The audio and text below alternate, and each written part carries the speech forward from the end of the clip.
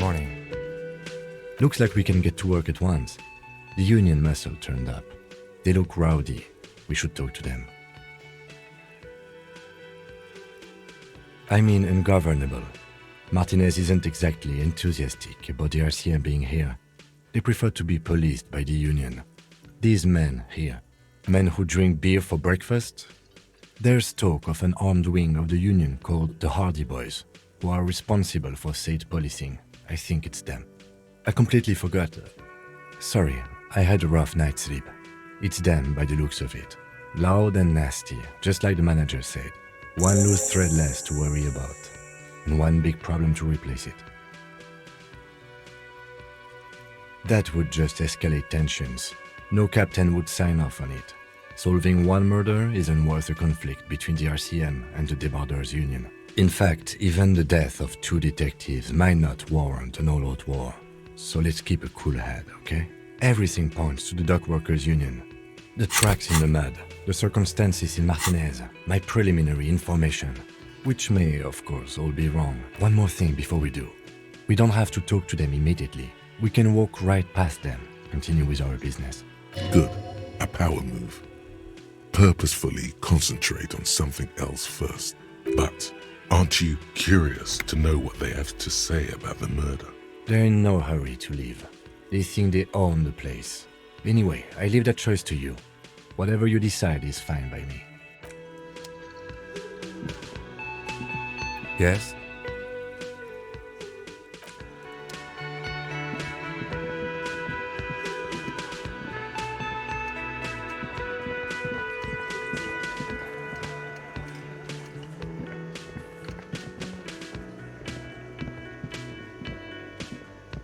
Just a moment. And there's no public phones nearby? The closest phone booth is down the coast. Sorry for the inconvenience, ma'am. It's fine, I understand. Thank you anyway. I'm glad to see you again, dear. The lady is distressed. Perhaps something more upbeat might cheer her up.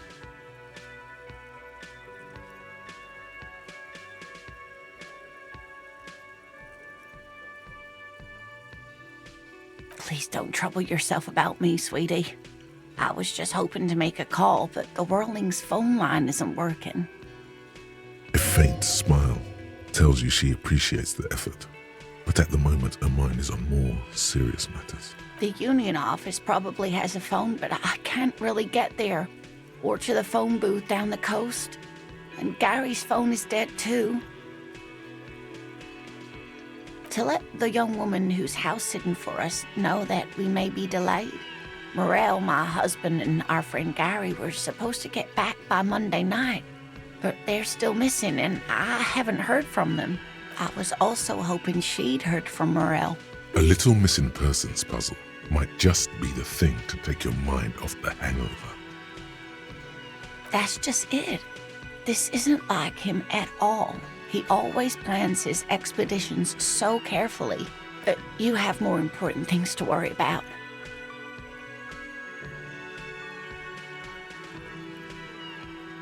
Just some field work, sweetie. Morel is a highly trained scientist. He and his assistant Gary are studying an extremely rare species of insect. But they should have returned by now. They were just going down the coast across the waterlock to set a few traps. He said they'd be back on Monday. What could be keeping them? The waterlock, that was broken. Could this be it? Oh, sweetie, it's nothing like that.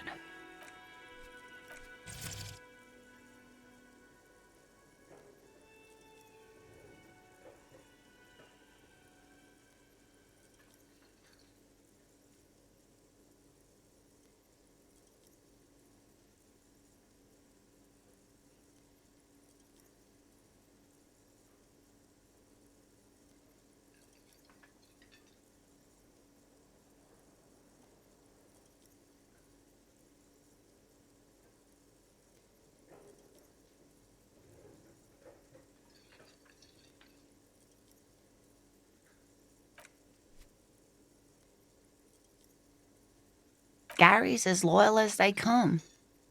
I'd trust him with my husband's life any day.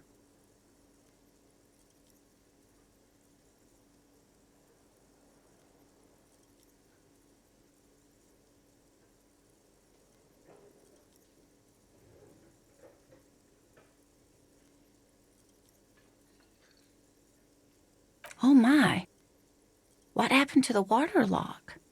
Well, whatever the cause, I'm thankful. To both of you. You've spared me another sleepless night. You're welcome, ma'am. I hate to ask, but if your investigation takes you to the other side of the coast, please do keep an eye out for my husband. This will surely lead to a cryptozoological mystery with that extremely rare insect. Yes, some left-field scientific research is exactly what you need right now. Funk up that vanilla murder investigation. And if you see him, let him know Lena is waiting for him here at the Whirling. He gets so tangled up in his work that he may not know the water lock's been repaired. And it's cold out there. Oh, you're such a dear. Thank you, sweetie. Oh, yes. A zoologist. A cryptozoologist, to be more precise. It's a pseudoscience that attempts to legitimize research into mythological beasts and urban legends. That's one opinion, yes. And people are entitled to their opinions. My apologies, ma'am. I did not mean to undermine your hobby. It's not a hobby, dear.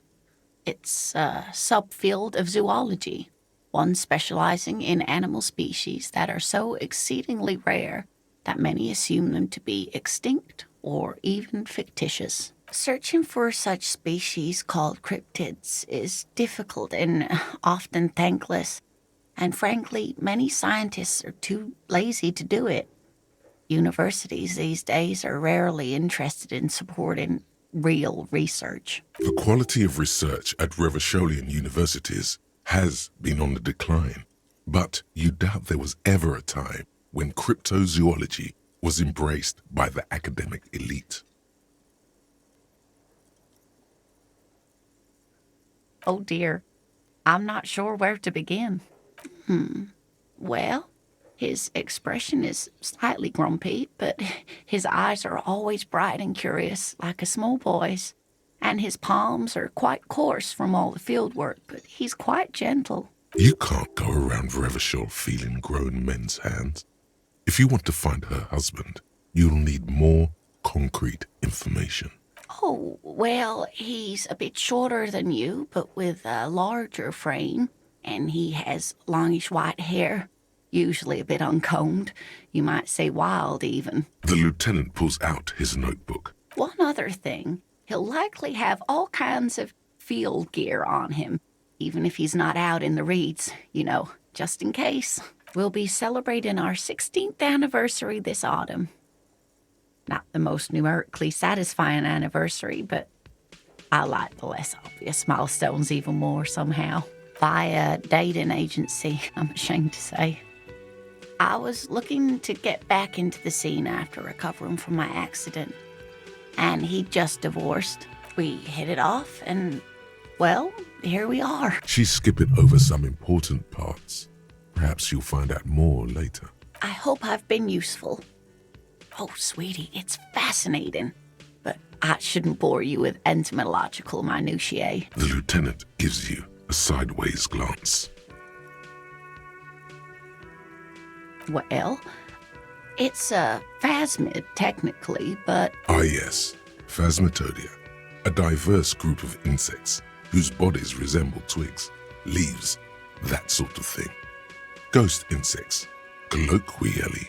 Oh yeah. Here comes the interesting. Where other phasmids imitate sticks or leaves, this one's a living reed. It disguises itself among the reeds here on the Insulindian coast. Hence its name, the Insulindian phasmid. Perhaps you'll end up co-discovering the phasmid with us officers. I knew it. We're gonna be chasing made-up insects with cryptozoologists. It's not made up, officer. It's simply elusive, so much so that most establishment zoologists doubt it exists at all. Well, some teenagers making out in the reeds saw one. They didn't know what it was, of course, but there was a brief article in a local newspaper about their encounter with a ghost insect. Of course, most phasmid sightings turn out to be false alarms, but their description matched the Insular Indian phasmid perfectly. Not at all. Oh, I doubt it. No one gets into cryptozoology for the money, sweetie. Yes, it can blend in almost perfectly among the reeds. Oh dear. I'm afraid I'm not explaining this very well. It is very special. Morel can explain it all much better. I hope you were able to pawn that old trinket. Oh, thank you, dear. I confess I am glad to see it again. Even the lieutenant seems happy with this turn of events. Now, what else, sweetie? There's really no point in manipulating anyone. She'd be only too pleased to tell you about her work. Go on and ask. Oh, I'd be delighted. Truth be told, I could really use the company too.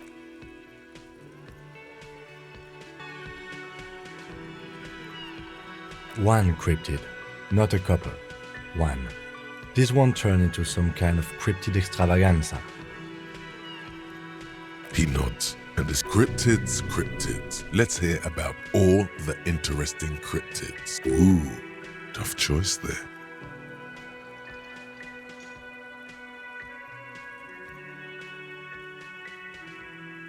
Yes, it's the kind green ape. Half war story, half undiscovered species in the genus Homo. Yes, it was reported by soldiers in South Safra during the war. The kind green ape would visit bunkers during the night, healing wounded soldiers with its saliva. Indeed, there is. It's our closest relative among the cryptids. Same taxonomic family, different genus, which is to say the kind green ape is a species with which we share a common ancestor and that evolved parallel to our own, just like your partners.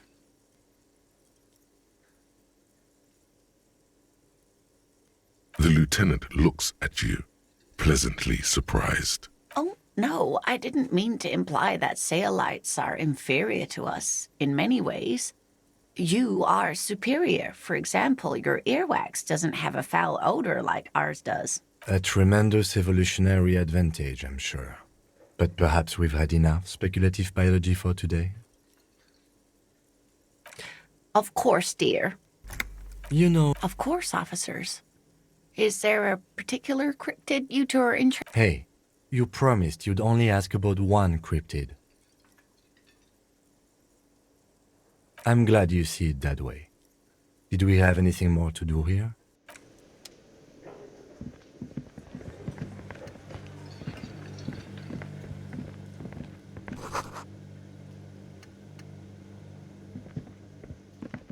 You see a heavy steel door with a prominent dimple lock.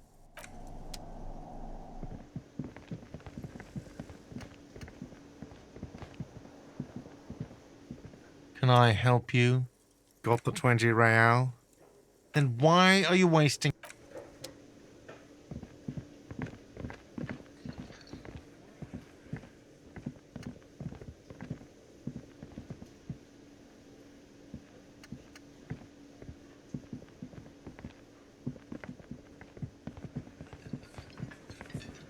Let me handle this. Officer Discotheque? Still wondering if we listen to disco? We don't, by the way. We don't listen to disco anymore. Her entire character has shifted. This young woman is cold as ice.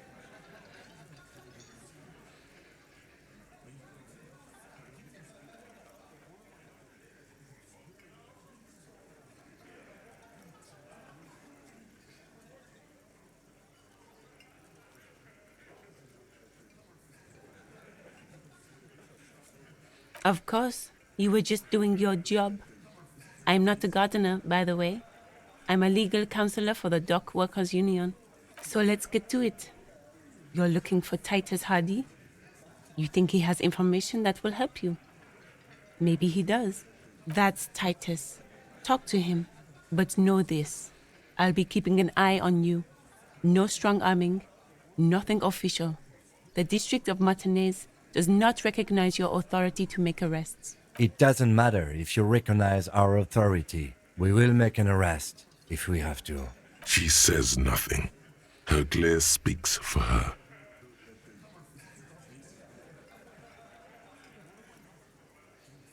Like I already told you, I'm a legal counselor.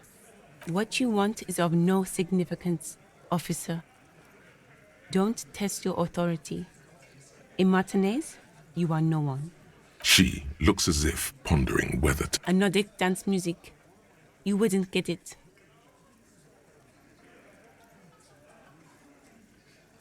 It's beyond the horizon for you. She means it's part of the future you won't experience. There is nothing a determined man could not achieve. No, not disco. Disco is undead. Look, let's. What are we going to do to you? The Union isn't going to do anything to you. Goddamn right it is. If anything, it is the RCM who do things to people.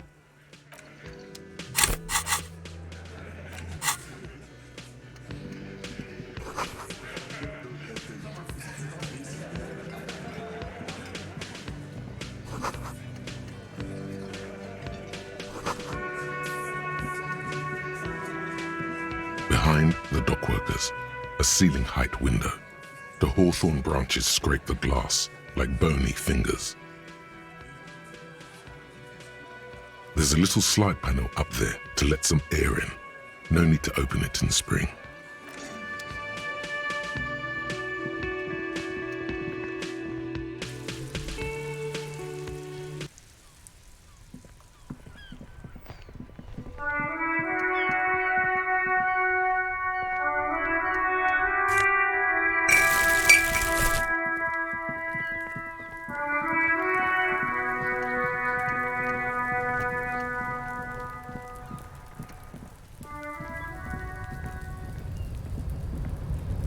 An inconspicuous pile of the roofing material, Eternite.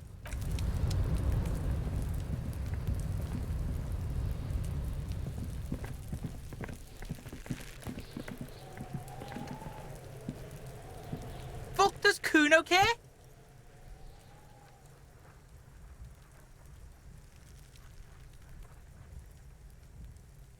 Yeah, like a fucking volcano. Yeah. You're lucky you didn't die there. Yeah, Kuno's got some advice for you. What are you? Like 80, right? Maybe you should stop embarrassing yourself in front of a fucking kid. Perhaps you could compress this negative energy and turn it into some sort of a Kuno-fied non-vomiter. That's right. Turn your weaknesses into conceptual strengths. Try it again now. Kuno doesn't... There he still is, looking right through you with his white eyes. The body below.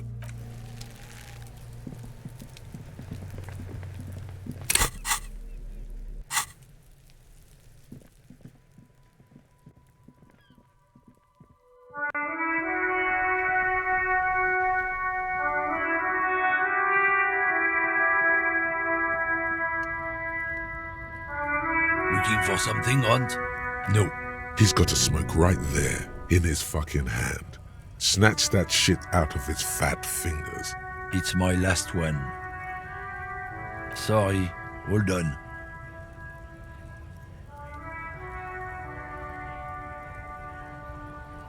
I bet. Sorry I couldn't be offended.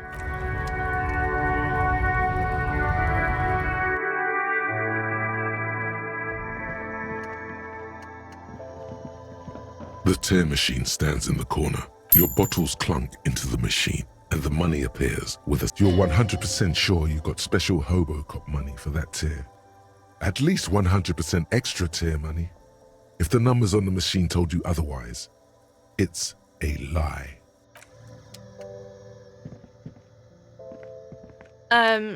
Is this about the questions again? Because...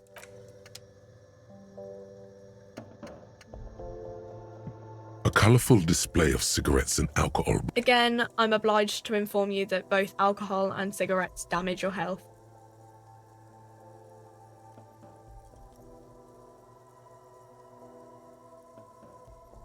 Here you go, mister. No, Frit only sells legal drugs, like the law says.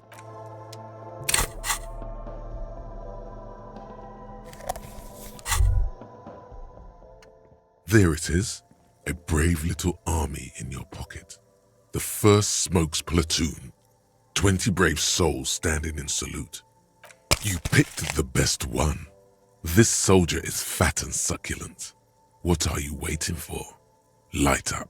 Get a load of this rock and roll cop here, people. Johnny Thundercop fishes a cheap lighter out of his pants. With a flick of the thumb, there's fire. A primal satisfaction. Hey, you can't smoke in here. Please, don't fuck with Frit. Shut up. It's already happening. Already you regret it, looking at the pack. You've passed up your chance to start smoking cigarettes for now, but don't worry. The option to start smoking becomes available again in 3 hours.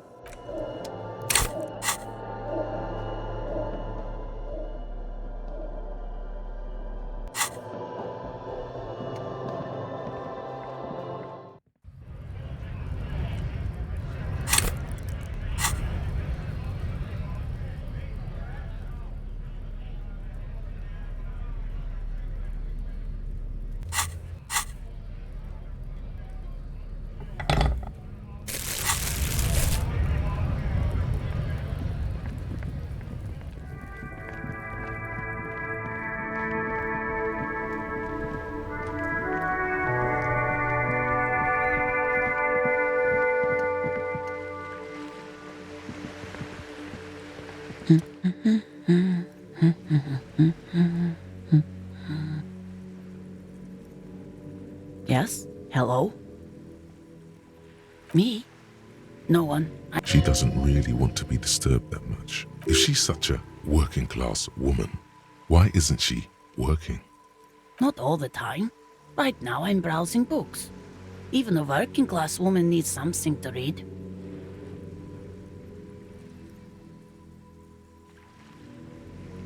It is. I know you are. What with? My husband? I don't know. At home now? Out drinking with his friends? Where is this going, officer? She gives you a short nod and shifts her attention back to books. Her hands move over the book covers. No, absolutely not. She gives you a short... I don't mean to disrespect, sir. For what it's worth, I agree. But cockatoos can't be stopped when they get ladies. It's better to indulge him at this point. Nothing. Maybe you should.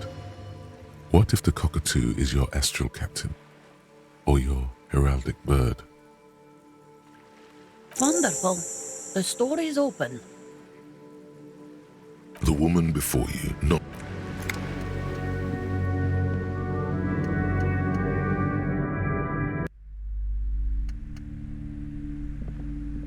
Hello again, esteemed officer. A book about cockatoos? There should be one upstairs, right next to the shelf of biographies.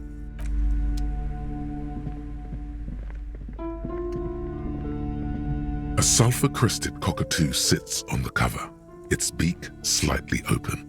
It looks as if the bird is calling out the book title, From A to Zurich, a guide to a well-behaved cockatoo. Turns out that there are so many different cockatoo species. It's a must-have if you own a cockatoo. I've heard they're quite capricious.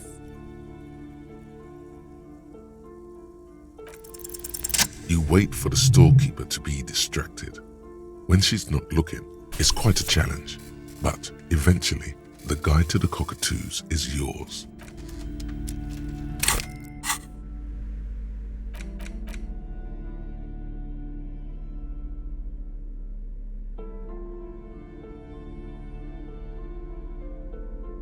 A cockatoo is a parrot with an erectile crest, found on the Seminole Islands and in southern Fas a la Mer. Known for their intelligence and general precociousness, cockatoos are popular birds in aviculture. However, they often exhibit various behavioral issues.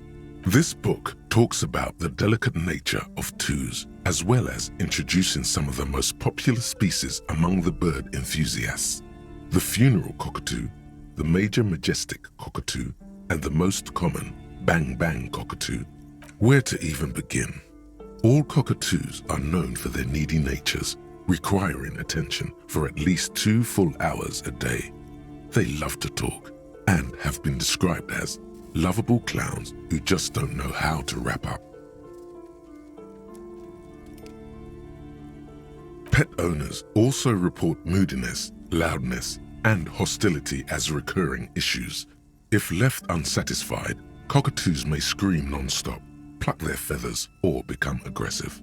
It is not recommended to get a cockatoo if you're not able to cook them food every day and give them the full care that they need. These birds will never understand that you have a life of your own. You're right. Cockatoos are magnificent creatures. They love to perform, cuddle, and show off, and will even scream for fun, often as loud as up to 135 decibels. Not great for the neighbors. Performing? Yes, birdie. This is a yellow-tailed black cockatoo. Its specific name, Psittacus venereus, relate. Perhaps the most impressive of all the species, the endangered major majestic cockatoo, is often described as the most flamboyant. In the words of poet-explorer Sir James Fournier, few birds more in life. Despite its banging name, the bang-bang cockatoo is actually the shyest of the species, common in almost all Seminoles forests, as well as zoos and homes all over the world. Yes, but all those cockatoo species are so different. Which one are you?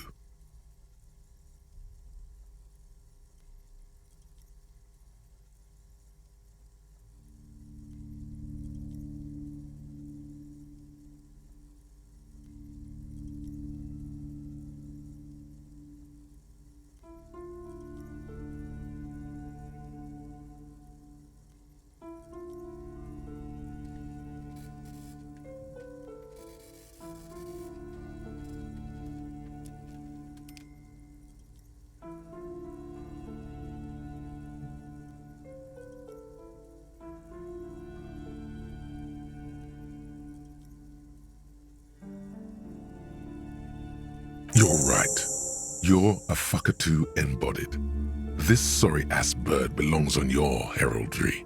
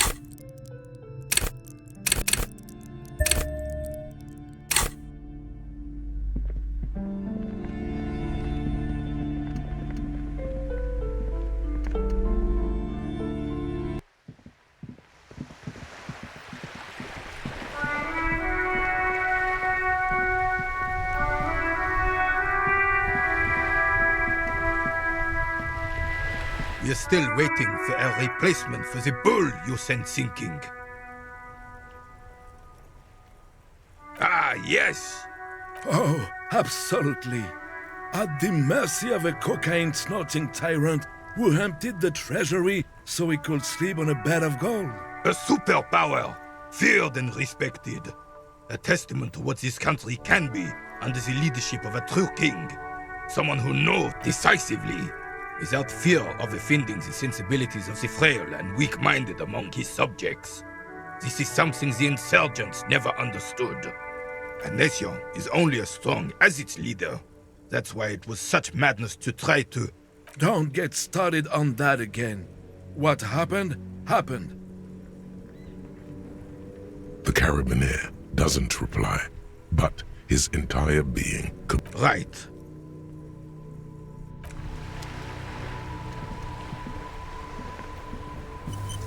Officer, the mere sight of police in Martinez makes me feel safe. Sure, officer. No.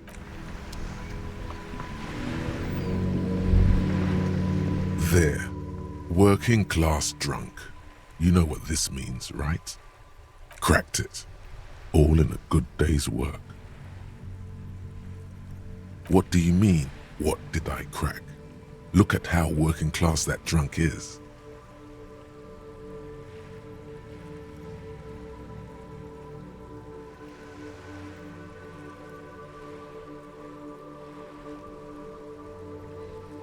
Yes, and you found him.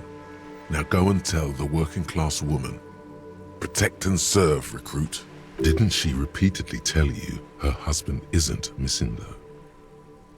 Do marriages make any sense? Does honor? You're not a filthy philosopher. You're an officer of law. It's time to ace this case and not brood over your reputation. We can deal with the perception management later. Not honorable, recruit.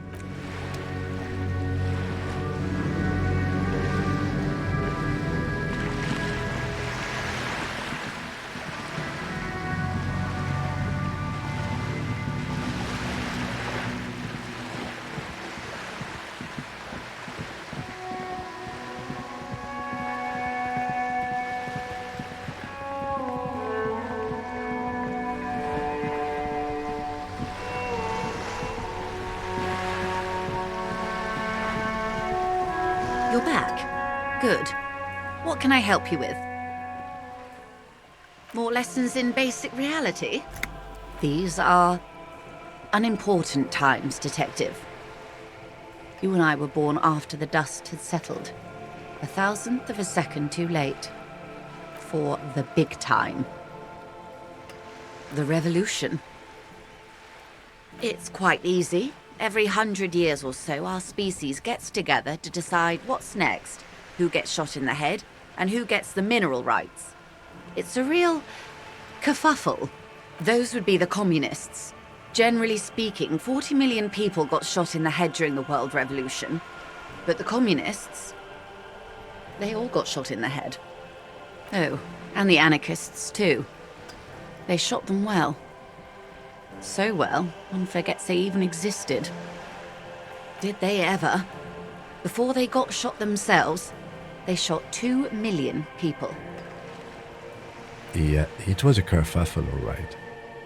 Yes, the Insulindian deluge, they call it. Yes, an acute thiamine deficiency can be exacerbated by alcoholism. Exacerbated means made worse. Oh, lots of people. Even the king got shot in the head, or thrown beneath a horse, or drowned. Accounts differ. It was unceremonious. Just as well, he wasn't actually the king. Just the king's nephew. The real king abdicated and lived out a long and productive life as a venture capitalist in Grad.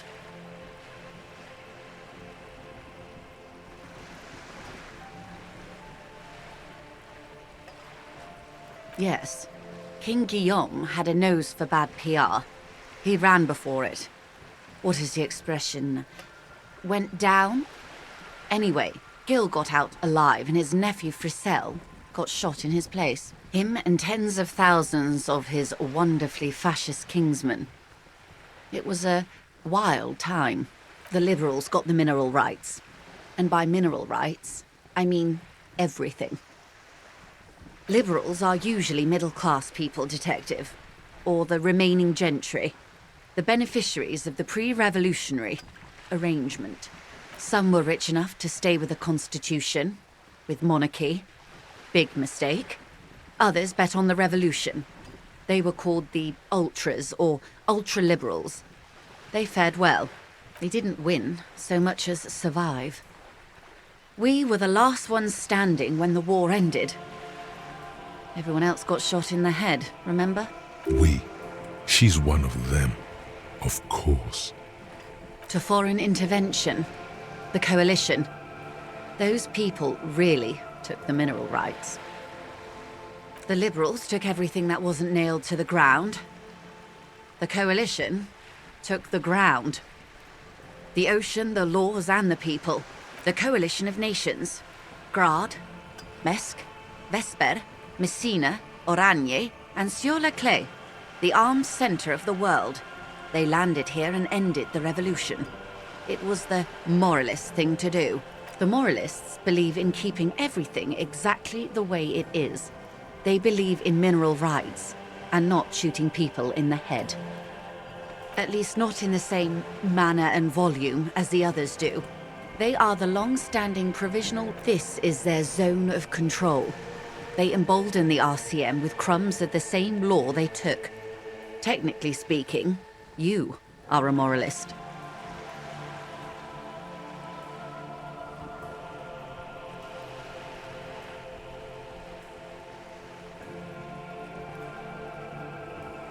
The color of moralism is blue. The official motto of Moral Intern, or Moralist International, is a blue forget-me-not, a piece of grey sky. Unofficial. For a moment, there was hope.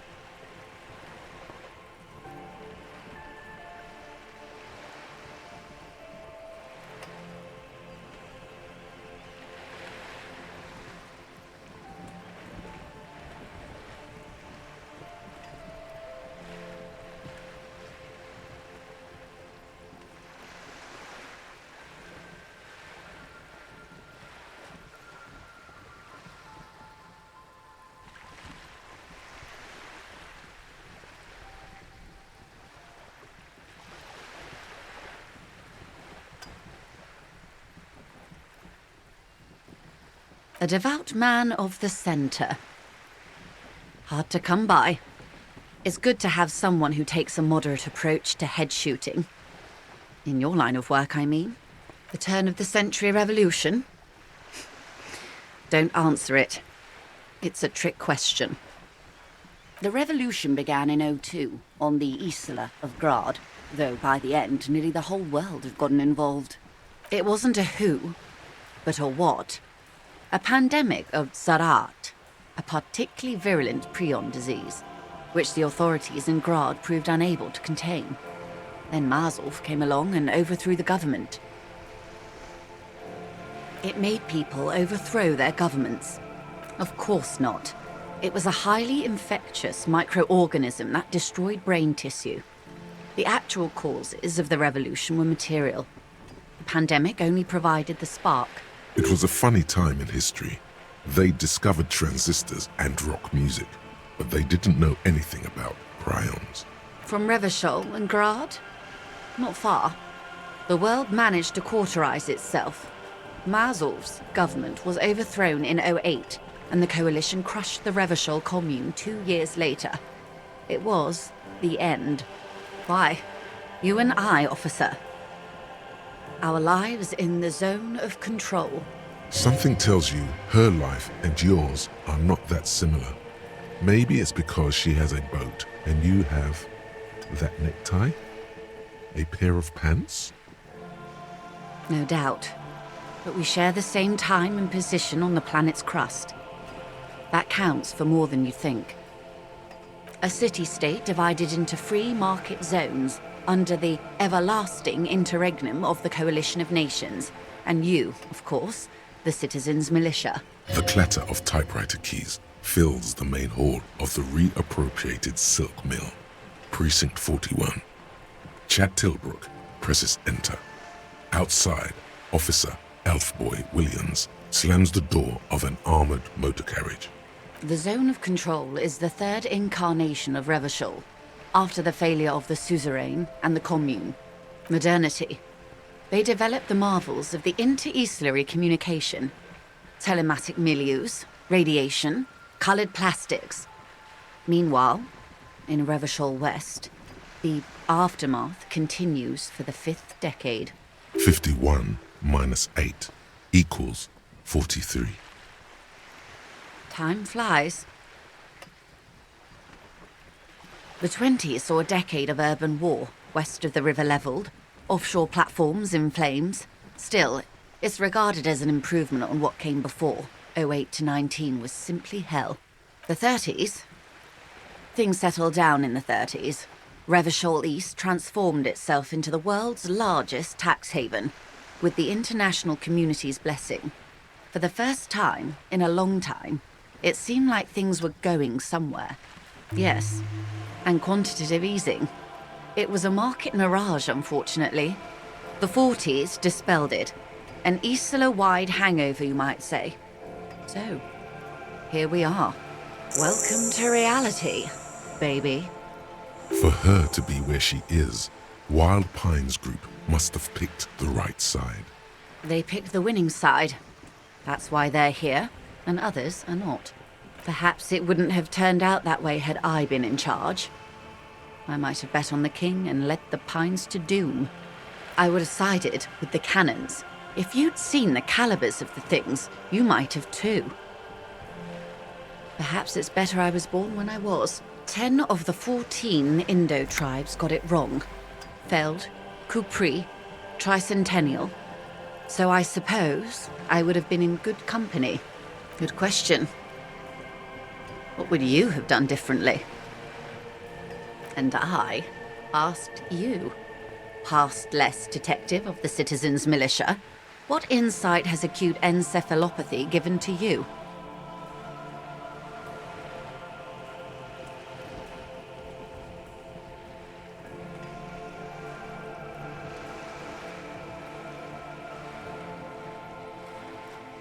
So a quarter of humanity simply lost their minds. And how would you stop a prion, a complex folding protein, unlife, with the technology 50 years ago?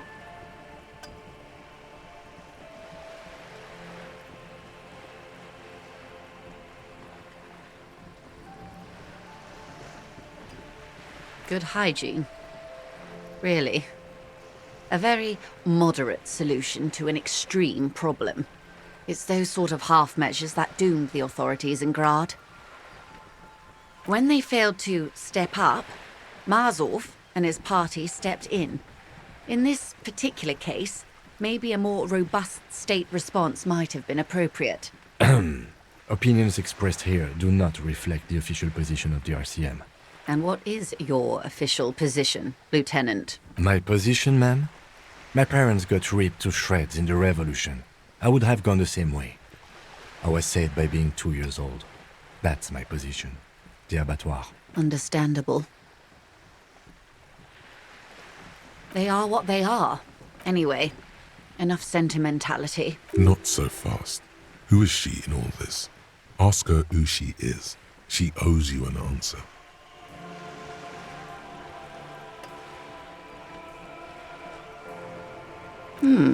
She won't maneuver her way out of this one.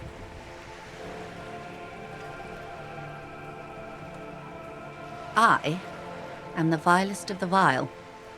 A traitor, a devourer of nations and infants. I am an ultra.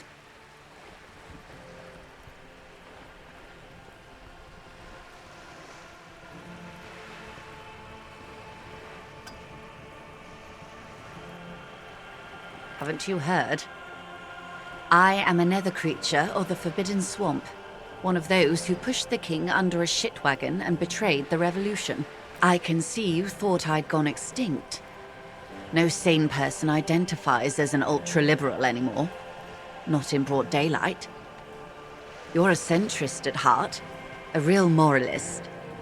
Tell me, now that I've uncoiled myself, do you find me frightening? In her green eyes, you see a mixture of truth and self-satire. Forgive her. but only because you like pearlescent teeth and those light green eyes.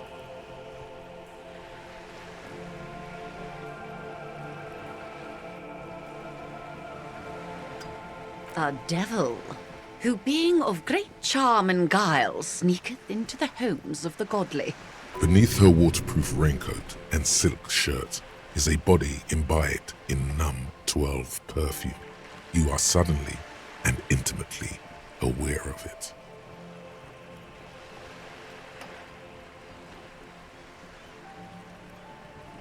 I'm afraid you'll find that every woman is a devil woman, detective.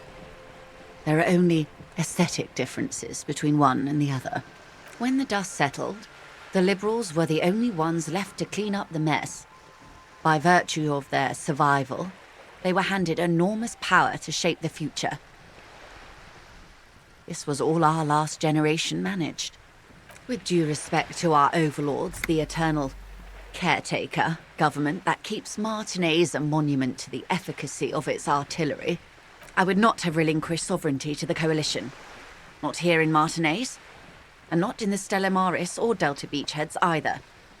If not for my own sake, then for my daughters. We had an obligation to defend our sovereignty. We should have burned the whole Isla down rather than let them have it. Dark orange flames reflect in her green eyes. An oil fire on the ocean. Perhaps.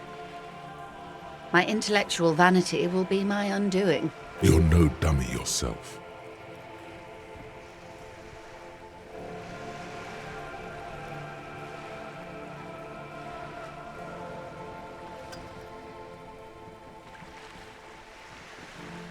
A smart boy getting smarter, one basic term of reality at a time. Yes, I suppose I am. But I wouldn't be a patriot anywhere but here. Seditious talk, man. Yes. Whatever else I am, I'm also a mother and a wife. Now, shall we return to reality? It's a neurological disorder caused by a lack of vitamin B in the brain. Symptoms include a retrograde amnesia. It's quite serious. Well, it's either bariatric surgery or long-term alcohol use. She nods slowly. A bird? A sphenicid? A flightless bird of the polar regions? Some sort of krill hunter? No, wait. You're an ancient ruin. A symbol of hubris and decay. Half submerged in some salty sea. Of course you're not, my dear. I'm just terrible at guessing games. Ah! This is the pier of Rue de Saint-Ghislaine, 33A, where the tenants have been kind enough to rent me a slot. Or two. A pre-revolutionary tenement. Old buildings are called tenements, you see. And new buildings, bâtiments. After les bâtiments nouveaux. But 33A and 33B are not nouveaux. They're old. This one used to be 8 to 10 stories tall. A real high-rise by the standards of the last century. Built to mirror the skyscrapers across the bay in the Delta. That was before the war, of course. Mostly the urban middle class, I believe. This was once primo real estate, before the cannons lopped 4 or 5 stories off. Splat, splat. Wonderful.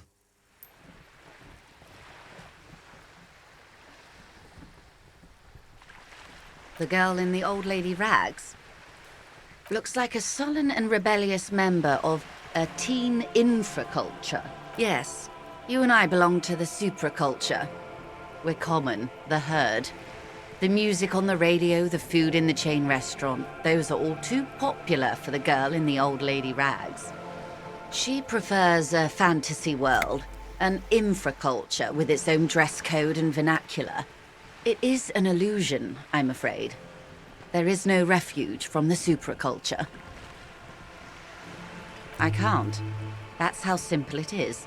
One may dye their hair green and wear their grandma's coat all they want.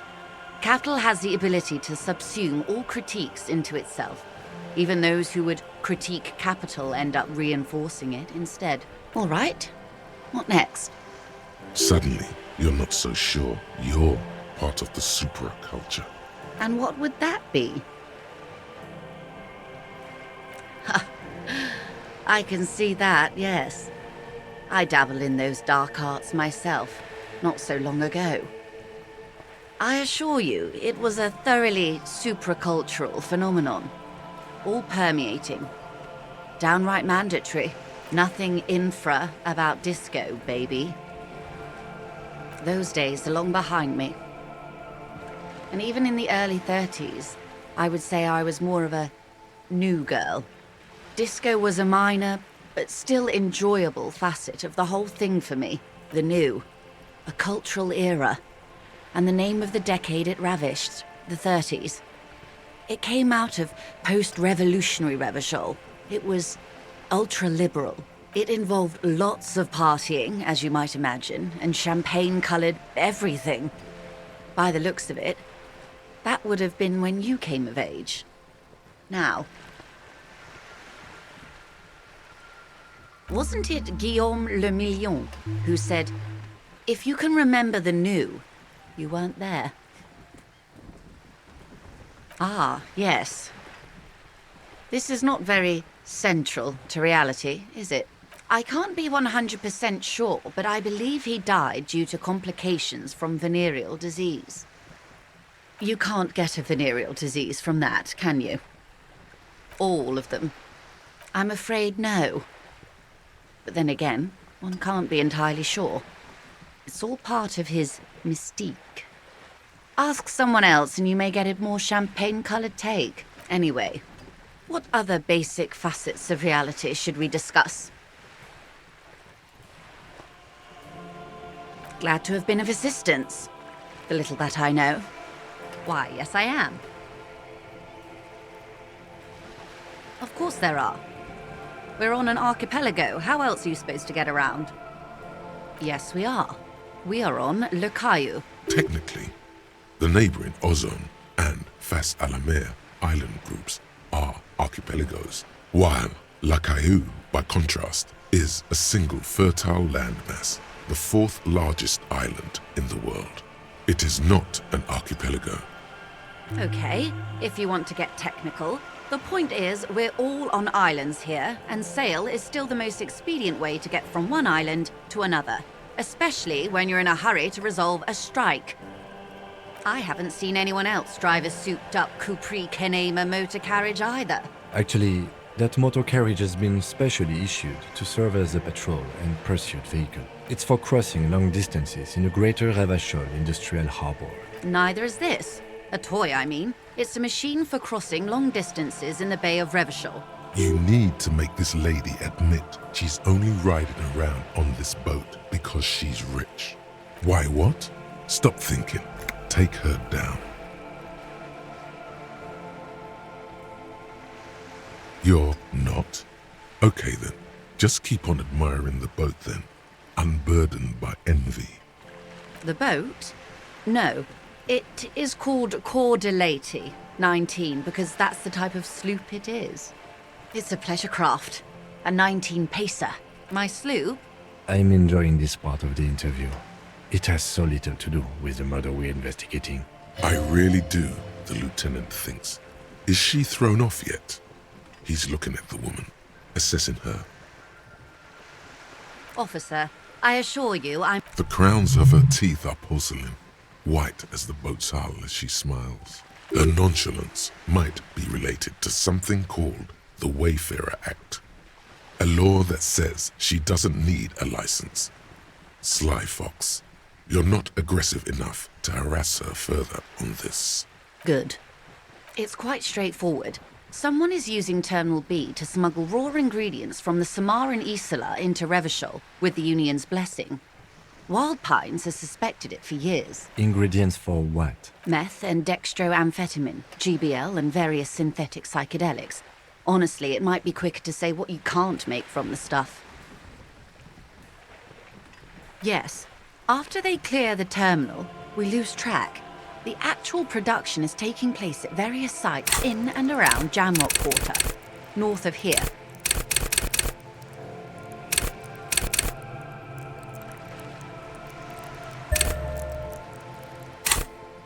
Wildpine seems to be well apprised of the local drug trade, ma'am. Do you mean to say the Union also produces the product? Sells drugs, I mean? We're in logistics. It's our business to know. And no. As far as the company knows, the Union does not produce it. They transport the ingredients for a cut. Yes, after they clear the terminal, we lose track. The actual production is taking place at various sites in and around Jamrock Quarter, north of here. Wildpine seems to be well apprised of the local drug trade, ma'am. Do you mean to say the Union also produces the product? Sells drugs, I mean? We're in logistics. It's our business to know. And no. As far as the company knows, the Union does not produce it. They transport the ingredients for a cut. Yes, but you won't get anything out of Evrat and the Dock Workers Union. Still, every chain has its weak link.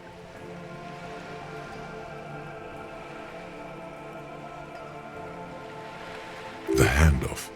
The motor lorries at the roundabout. Precisely. Someone needs to move the ingredients from the harbour into the city. Once they reach Jamrock, they're distributed to a network of local manufacturers well beyond our grasp.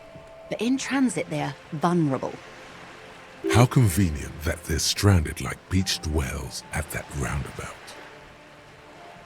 Perhaps you've noticed that a number of lorries are tangled in a traffic jam at the roundabout just now. Interview the drivers who are still hanging about. One of them might be waiting for a crucial shipment. I'll be explicit. If you find this driver, I will share company secrets with you. Uncovering Union secrets could also give you an upper hand when dealing with them.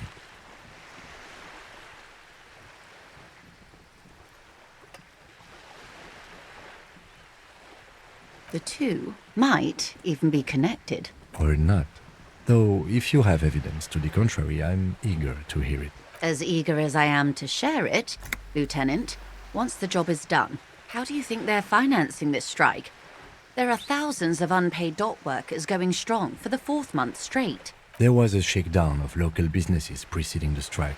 Many were squeezed to bankruptcy to fund it. With all due respect to these desert cacti, the contents of a few cash registers cannot provide for 2,000 men. The local businesses can scarcely provide for themselves. Precisely. Smuggled out of that very gate at night, most likely, then loaded onto lorries and driven to Jamrock. You simply need to find one driver who will open up to you. It sounds like she tried looking into it herself, though she's clearly not the type your typical lorryman would confide in. No. We asked East Motor Track to raise the drawbridge. The road company is a partner of one of our subsidiaries. However, this is a limited time opportunity. Once the complaint has been processed by the Trade Committee, they'll have no choice but to lower the drawbridge, and the operation will continue. Thousands of litres of raw ingredients will pour onto the streets of Revachol. Not the east across the river, but the west. The vulnerable, the weary. Well, at least this solves one mystery. What is that, Lieutenant? Why I had to call East Motor Track and beg them to open a drawbridge for me.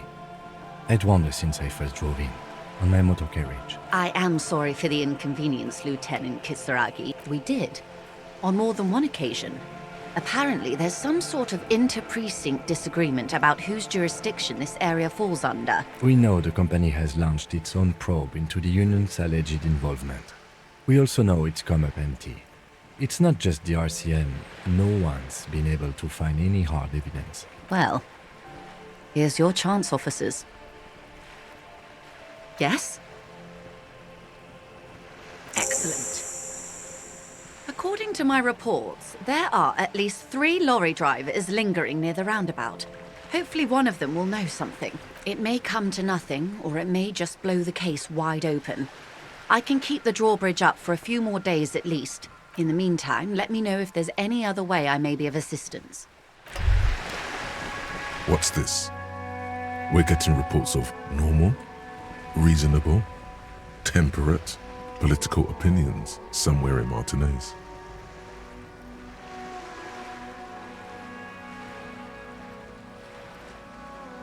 The air suddenly feels calmer, more transparent in a strangely tender way. Perhaps it's the hangover. Perhaps it's a temporary surge of serotonin. But something tells you it's time to become a citizen of the Kingdom of Conscience. It is not a place. It is a moment in time that can only arise in the right circumstances. In all of human history, it's only been achieved a handful of times. Incrementally. Yawn.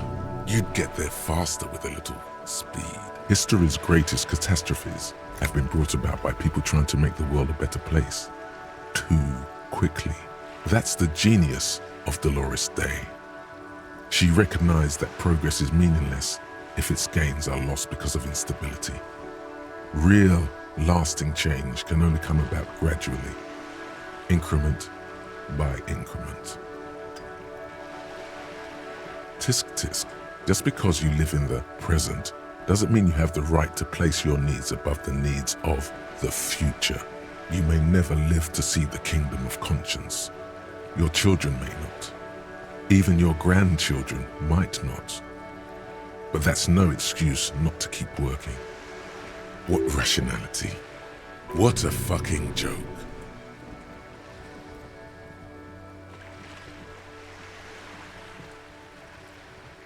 Do you believe the status quo is preferable to chaos and bloodshed? There you have it. Sometimes holding the line is progress. The kingdom is difficult to comprehend and even more difficult to describe, partly because humanity will need to discard many of the categories that define and limit it today. The Kingdom of Conscience is post-capitalist, post-national. It's also post-industrial, post-ideological, and even post-sexual.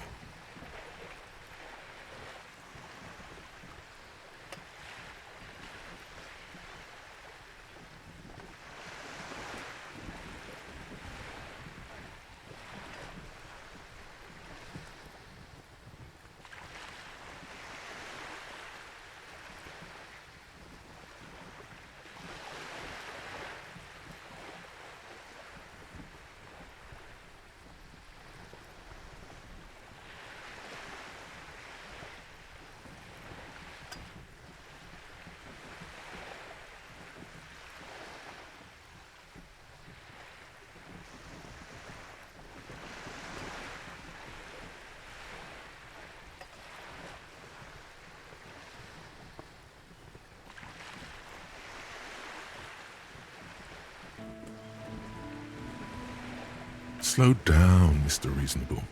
Did you miss the part about compromising and taking things slow?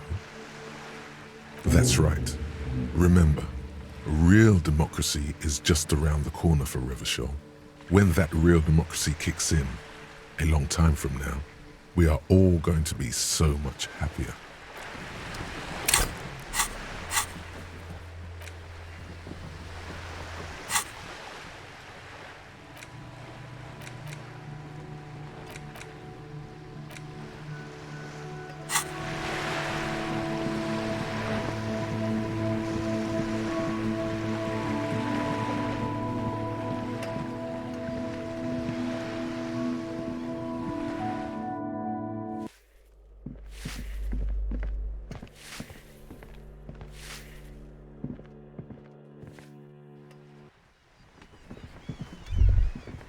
Ruination has come.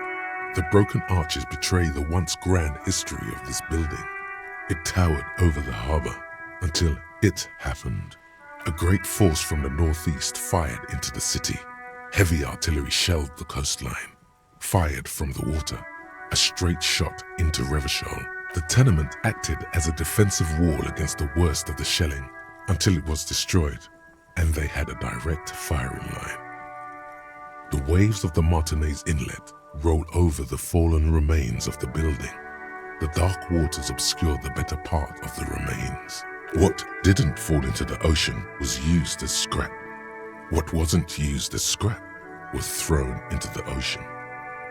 Those arches acted as support for something greater than what you see now.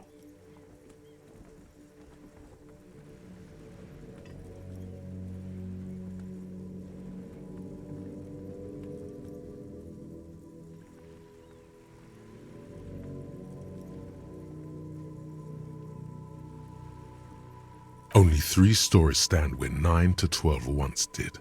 Restoration has failed. What the shelling took out was never rebuilt. A fleet, the combined armies of Occident and Grad, with Mesk volunteers, a 5-nation army, hundreds of vessels. They massed airships further down in the Bay of Revachol. The artillery was so powerful. The ships not only required gyroscopic stabilization, they were anchored into the ocean floor as well. Many are still there to this day. If you squint, you can just barely see the shadow on the water, far in the northeast.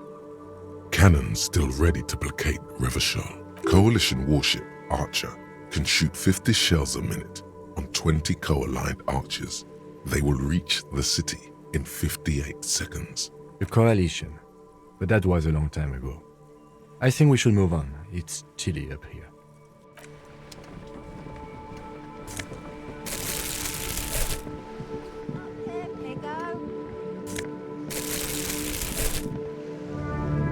The streets will flow red once more, a great torrent rushing down Rue d'Espérance. You wait and see.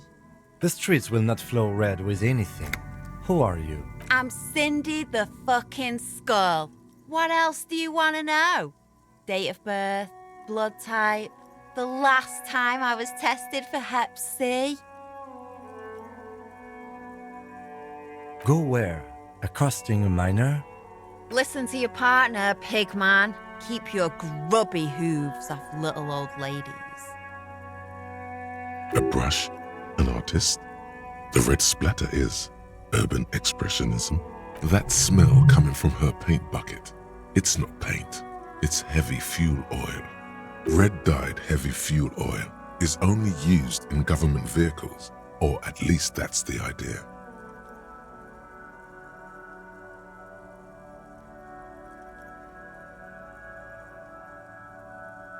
What did you think I was using? Aquarels? Sucked it out of a cop's fuel tank myself, back in Jamrock.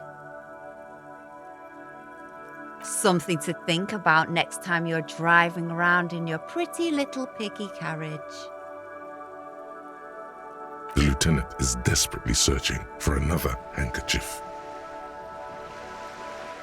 Hatred, disgust, it's difficult to tell which of the two is more present in her girlish features. The woman on the boat does not notice her staring. That is on her.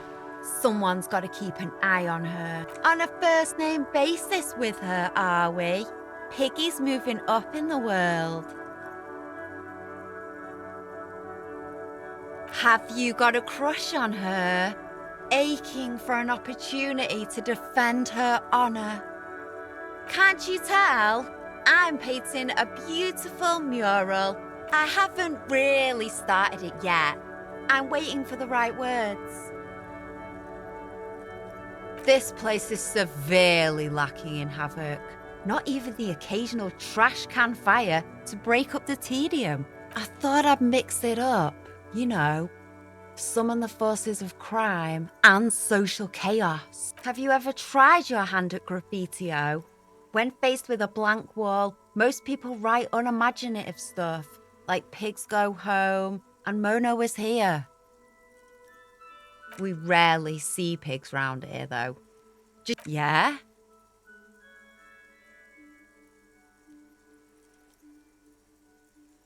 Thanks.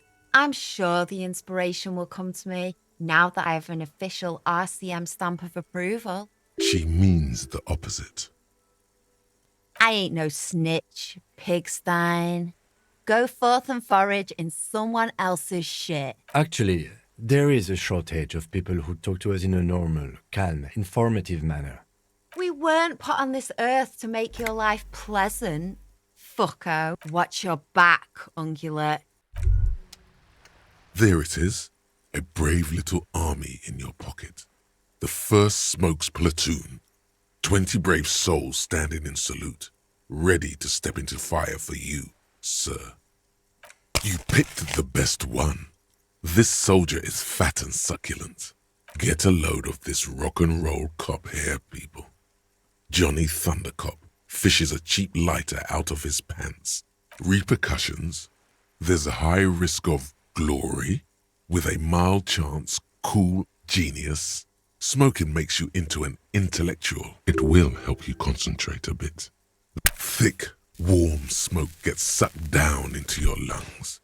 Immediately, you feel a warm nostalgia fill your head, body, and soul. A nostalgia for yourself, the man you were in your youth. Johnny Thundercop is back, and he's chill as balls. In the bottom right corner of the screen, there's a cigarettes button. Cigarettes gives +1 to intellect skills. Logic, rhetoric.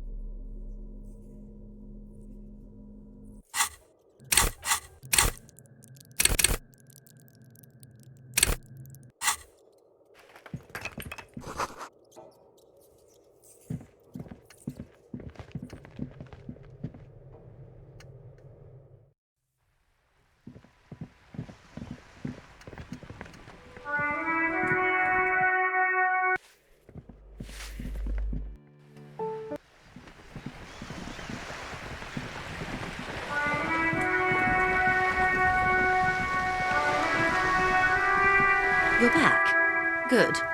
What can I help you with? More lessons in basic reality? My favourite part of the day. Go ahead, ask me anything.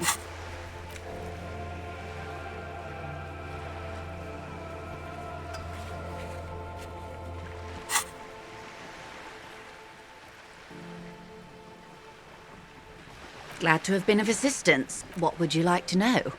Good. There was a touch of discomfort there. She nods. Of course. Of course. How else can I help?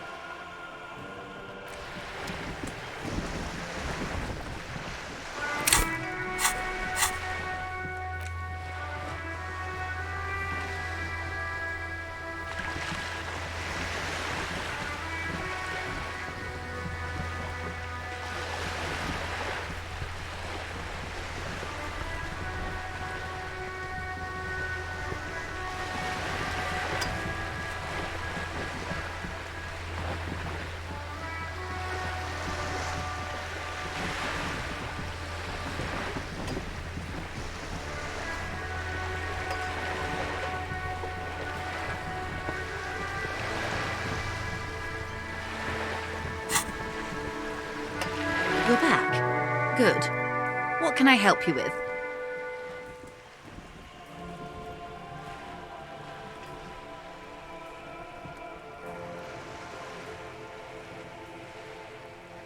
What would you like to know? Good. There was a touch of this. She nods. More lessons in basic reality? My favourite part of the day. Go ahead. Glad to have been of assistance. The little that I know. Anything else?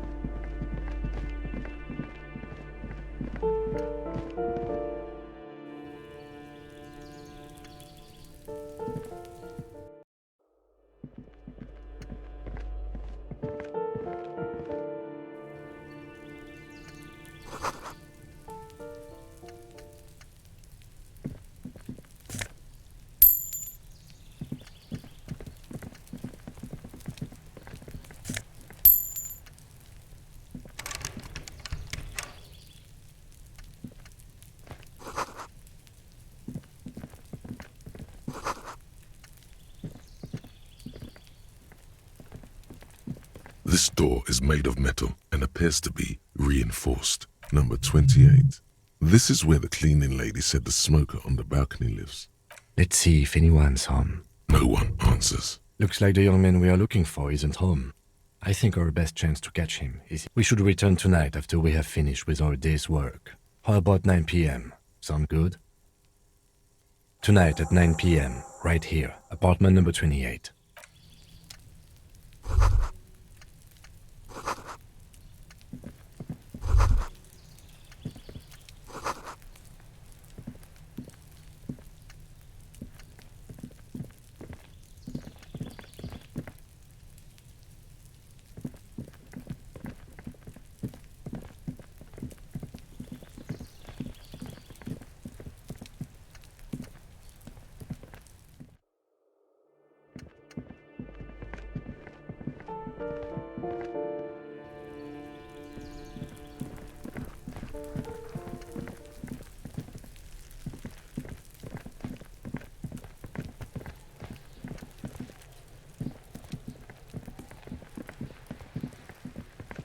Just an ordinary wall. Nothing to see here.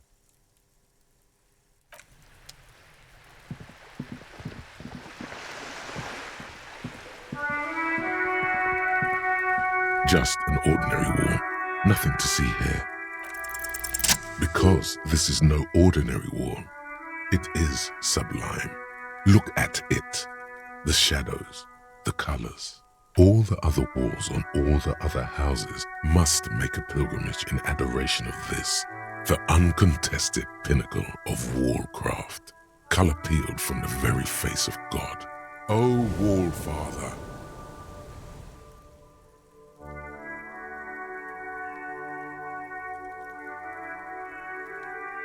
Huh?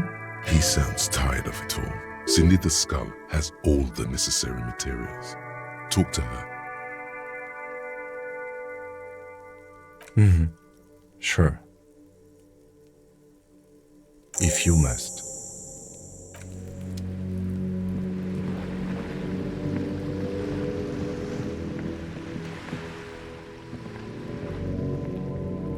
Hello again, officers.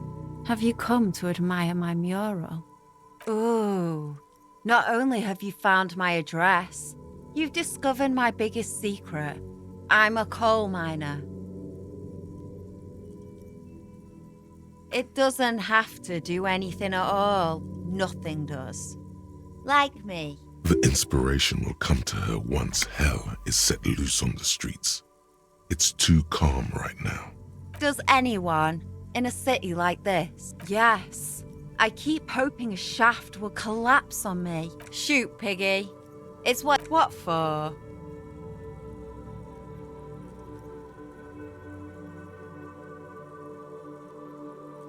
Well, if it's for art. But what kind of art are we talking about?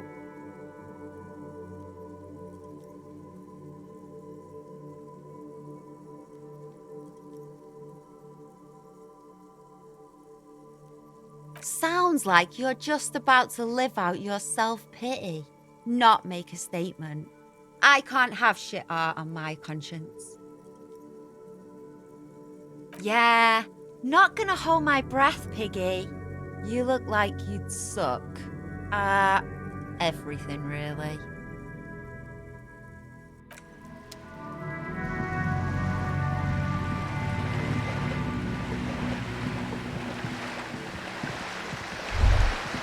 Whoa, what have we here? A bridge with loose nails and rot-infested wood that creaks in the wind.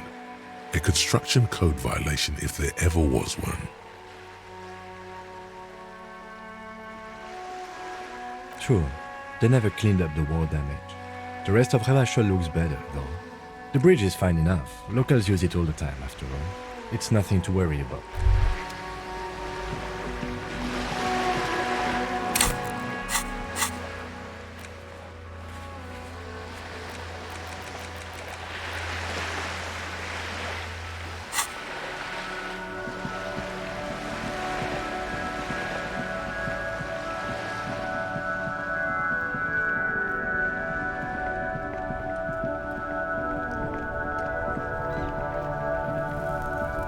Still here, stuck in this damn jam, my man. Nope, don't smoke. Some of the other drivers do, though. Yup, nothing wrong with that statement. Your senses have nothing to add. You could also check the kiosk down the street. Frit, with 3 T's. Ah, man, me and narcotics go way back. Had some good times surfing the psychic waves of my own consciousness, you know? But those days are behind me. There are other addictions in my life now. Why the inquiry, my man?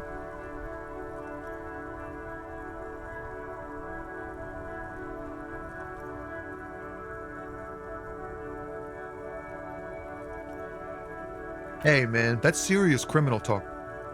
Are you trying to pull some sort of an entrapment thing on me? Entrapment is a practice whereby an officer of the law induces a person to commit a criminal offense that the person would have otherwise been unlikely to commit, usually through some trickery, persuasion, or fraud. We have a credible lead, sir. Someone on this roundabout is waiting for a bulk shipment from the harbor to load it on their lorry and drive it to Jamrock. Not me, man. No way. I don't need any trouble. Shit's bad enough anyway. This jam's got folks up in arms, and I'm afraid it's headed toward a conflagration.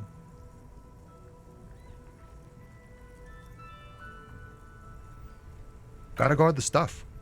Bosses don't look kindly on missing cargo. A rhymesmith? This is quite credible. It goes with its cadence. Look, man, I try to stay away from the criminal underbelly of Revachol. I'm a guest here. We wouldn't say he's lying, sire. Wait, there's something here, stored away in some dusty corner. It starts like...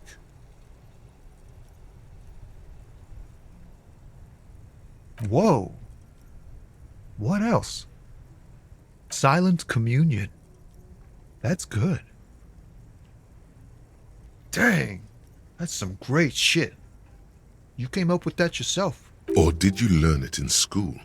More importantly, who can prove if you did? Go with it. You deserve some acclaim.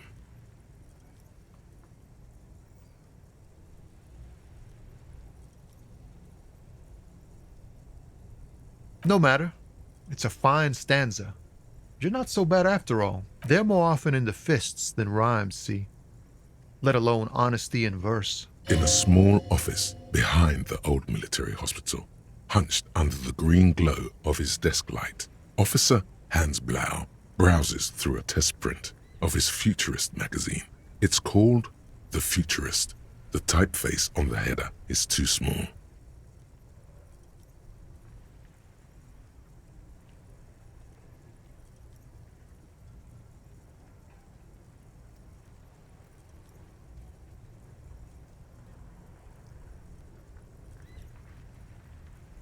The lieutenant looks at you in silence. Well, you've given me some hope, I guess. You found some common ground with this man. Even impressed him. The next time you look in the mirror, though...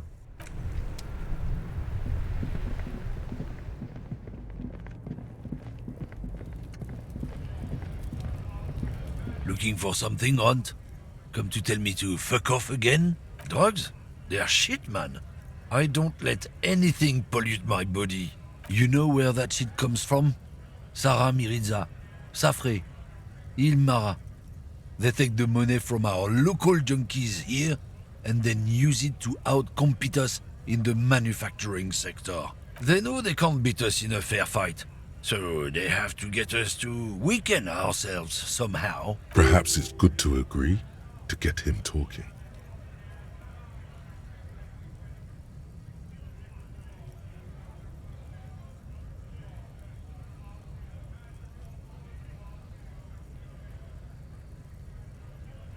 He eyes you wearily, unsure how to respond. Damn, it didn't work. I don't know shit, and if I did, I wouldn't tell you. What do you think?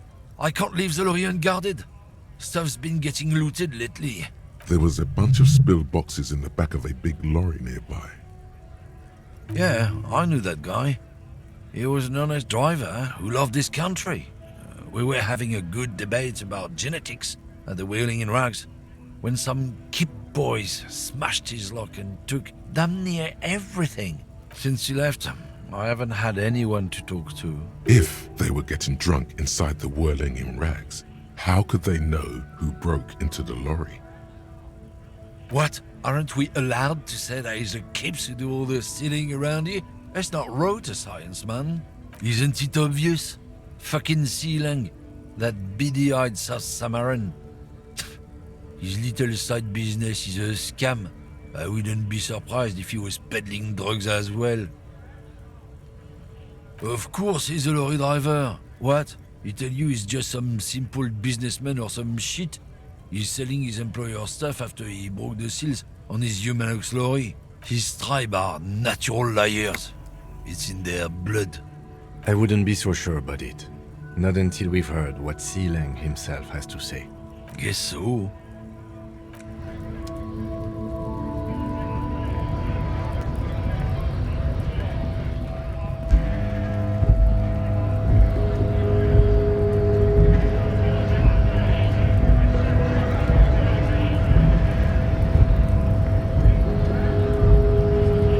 What are wondering, man?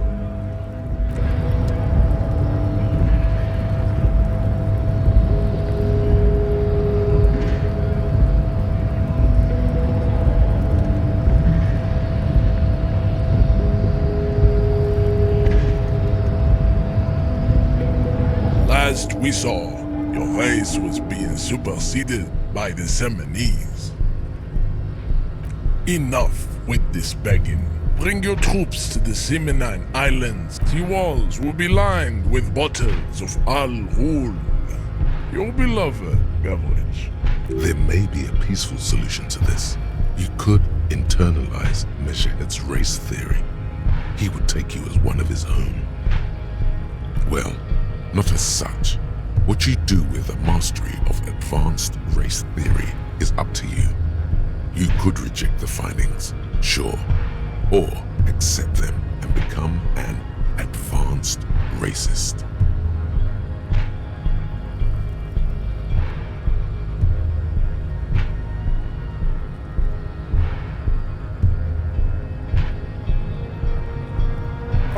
Don't be vulgar. White or not has got little to do with this. The race enigma runs much deeper than that.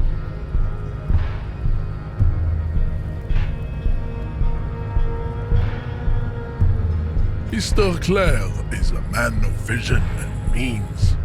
He has the will to confront polycultural capital. Also, to serve is noble. It takes discipline. Your petulant individualism has only contributed to your race failure. It is lax and moronic. Of course you are, Levasholian man. Above all, rampant multinational finance still reigning large. Tell me, where have you gotten your love of pathetic communism from? Degenerate youth culture? Rock and roll music? Of course it does. I am not surprised you enjoy it so much. This has happened to many of the side products of the inevitable cultural victory of the Seminese race.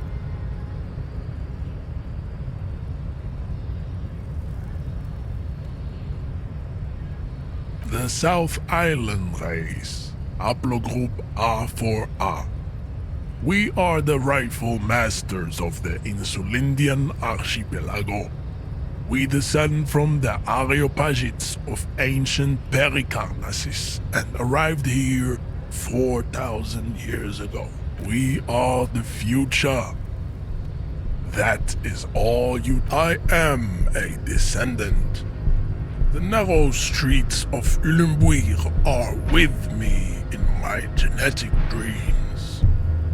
I see young Seminese women walk into the grey mass on Ile de Fantôme, waiting on immaculate conception from the pale.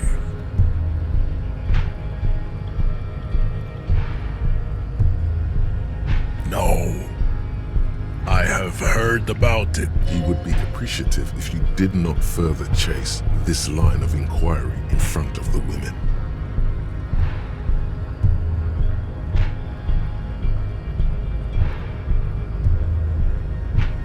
Yes. This could have made him more open to discussing the race enigma with you.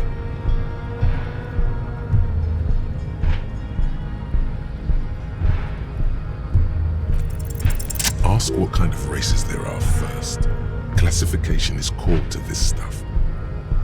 Do you? The lieutenant looks toward the harbor's electronic door, and then to you. He lets out an audible sigh. You are obviously a liberal, Sayolite. A polyculturalist. I can see it from your love of microtechnology and your sartorial choices. Do not deny your friend the truth you have denied yourself. There are 3 categories of race. Type A, the heroic races. Type B, the servile races, and the vile CF race cauldron of pederasty. Which one do you need education on? Those are the Simonese, the Areopagite, and the Occidentals, excluding the Maun, of course. The Maun are riddled with eczema to the point where they find it impossible to smile. They are all lactose intolerant, a common result of inbreeding.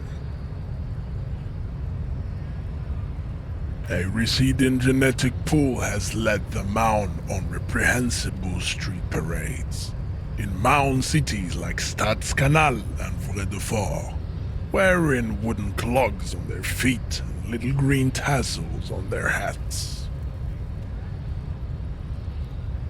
The Vespertines and Messenians of Vesper and Messina, the ancient Meteorans of Meteo by the golden Pisantic Sea, the Suren of Sur-la-Clé, and even the North Königsteiners, all have type A. The other large mondial civilization, the Mesk, are too yellow and oleaginous to count as a heroic race. Overproduction of sebum. Sebum is leaking into their brains. As proven by the mound and the mask, Occidental Type A is in retrograde. The Semenese and the Areopagites are on the ascent. The indigenous people of this, the Insulindian archipelago. The Semenese inhabit the southern islands. The Areopagites are the master race of the Ilmaran deserts. The Semenese are descendants of the Areopagites. We came here during a heroic migration from the Areopagites are sleek, long-headed. The Semenese are powerful, mesomorphic. The former is an immutable progenitor. The latter is perfected and adapting. Together they form the Semeno-Areopagite or Simeopagite super race. Nature was not capable of more. Type B are the unheroic races, amorphous non-competitor. The Khoikos of Grad, Yugo, Zhimsk, Shest et al. Are what you would call white, officer, in a suspect description. Yes, to an untrained eye, the Khoiko appear white and pinkish, like a hand's on which.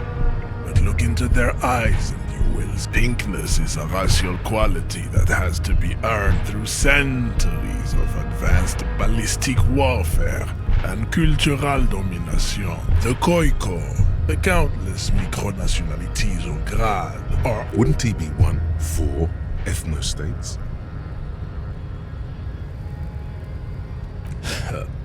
They are microscopic.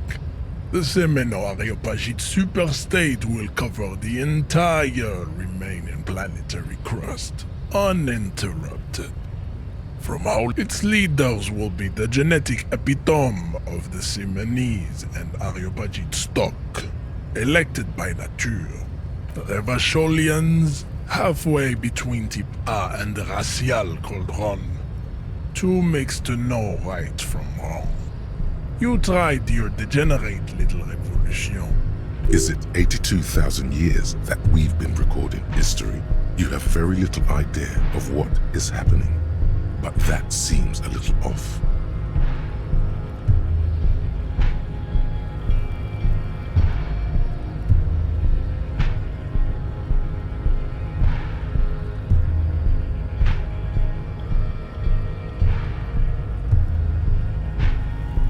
The mysteries of the people of this planet are a tragedy that has played out countless times over, like a fever dream of skin, hair, and bone.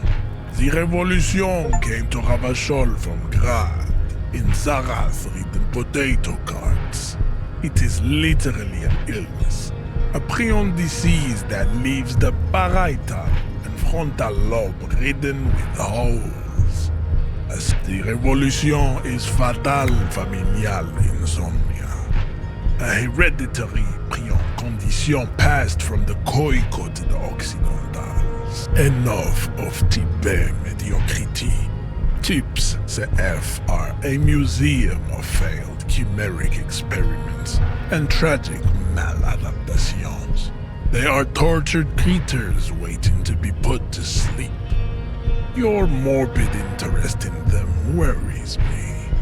It would be cruel to entertain ourselves with you understand nothing. To solve the great race enigma, you have to first ask yourself, what is the race enigma? You have not even worded the mystery, let alone solved it. You need to internalize what you have heard here today, then return to me. This clarity does not come instantly. I cannot possibly imagine what else we have to discuss, Tibere Vacholian. Your love for disco music? I think this racist is better than the last, but the next racist will be the really good one. That will be the...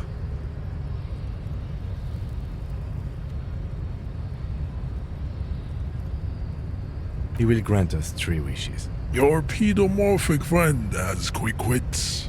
The lieutenant does not flinch. You should keep him close. The congenital defect of farsightedness does not render him a complete invalid. I am not the first line of defense.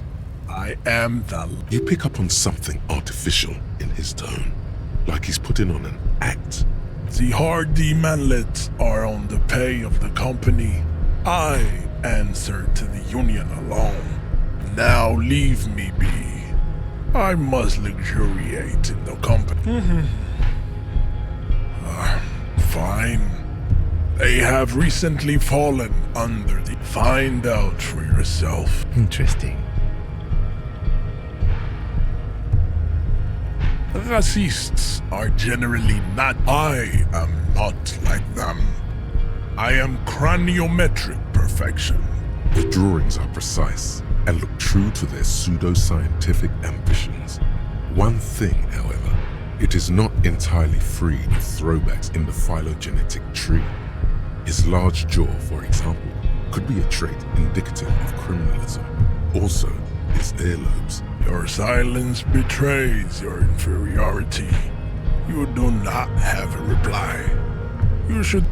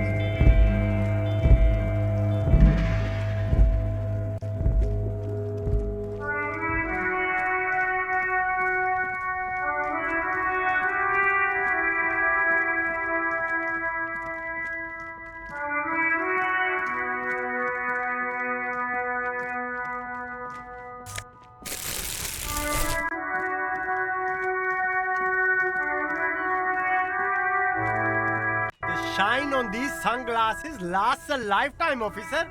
100% guaranteed.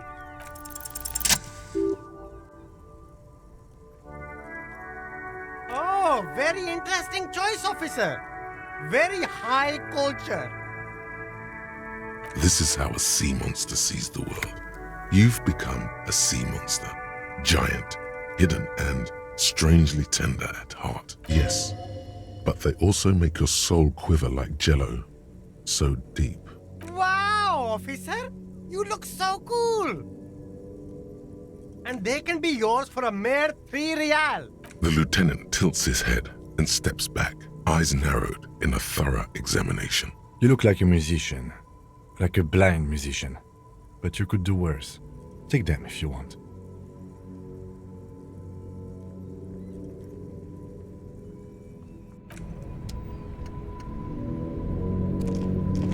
The speakers below are banged up and worthless. The sneakers triumph over them. They're the star of the show here. You keep coming back. That's good, officer. Keep browsing those clothes. Keep saving that economy.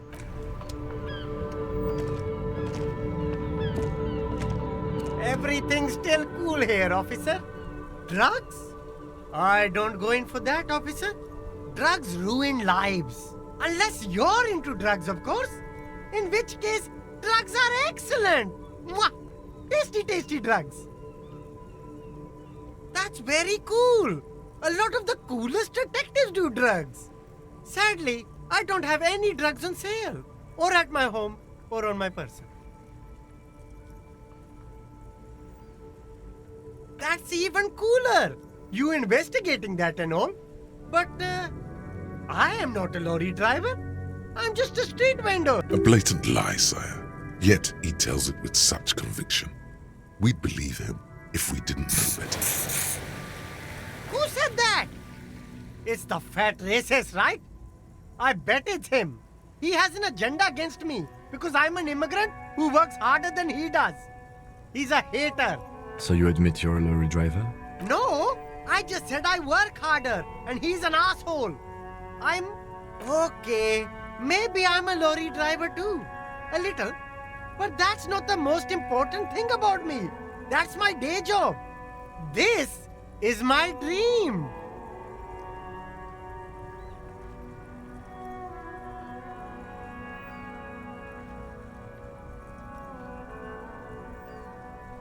Exactly! It's such a small part of my life. It's in the rear view mirror now. I'm climbing out of that hole with ingenuity. Nothing. I told you. And what crowd is that? Crowd. You know, the drug crowd. No, he wasn't talking about an abstract crowd. It was that crowd.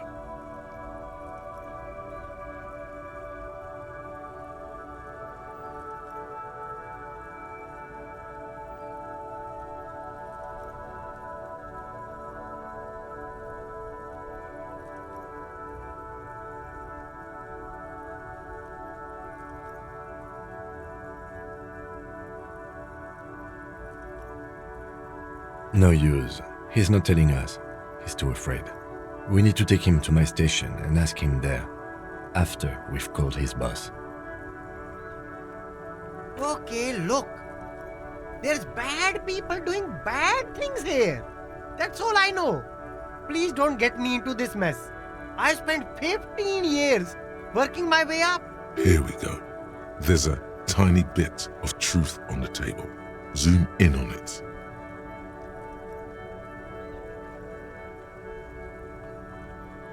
It's a she, okay? The other drivers call her the lady driver. You're better off staying away from her. The way they talk about her, she's no lady.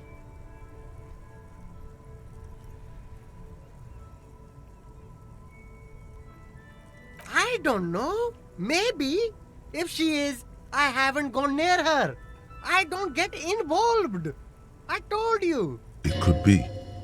She was strange. He's not ruling her out. All of them. I don't know. I told you all I know. Who exactly is talking about this lady driver of yours?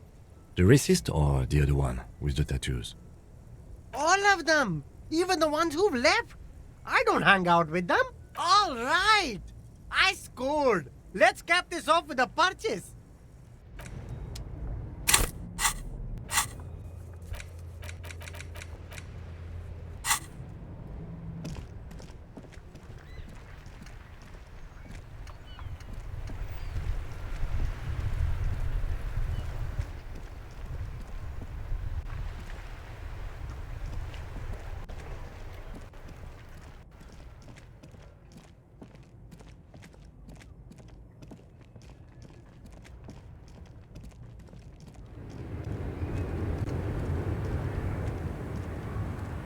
The woman still has her eyes fixed on the photograph in her hands. In the background, the radio plays. If you want her attention, you may need to be more forceful. Where am I? Who are you?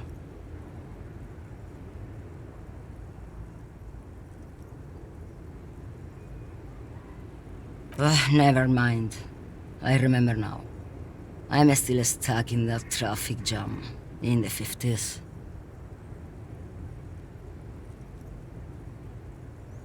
The men have small jaws and everything is made out of plastic. Why do you need plastic when you can make the world out of amber? Back in Mecca, during the time of the revolution, the sidewalks and cafes are filled with young people. I was on my way to see a new Boyadero picture starring Gabriel Buendero. Until you came along, that is.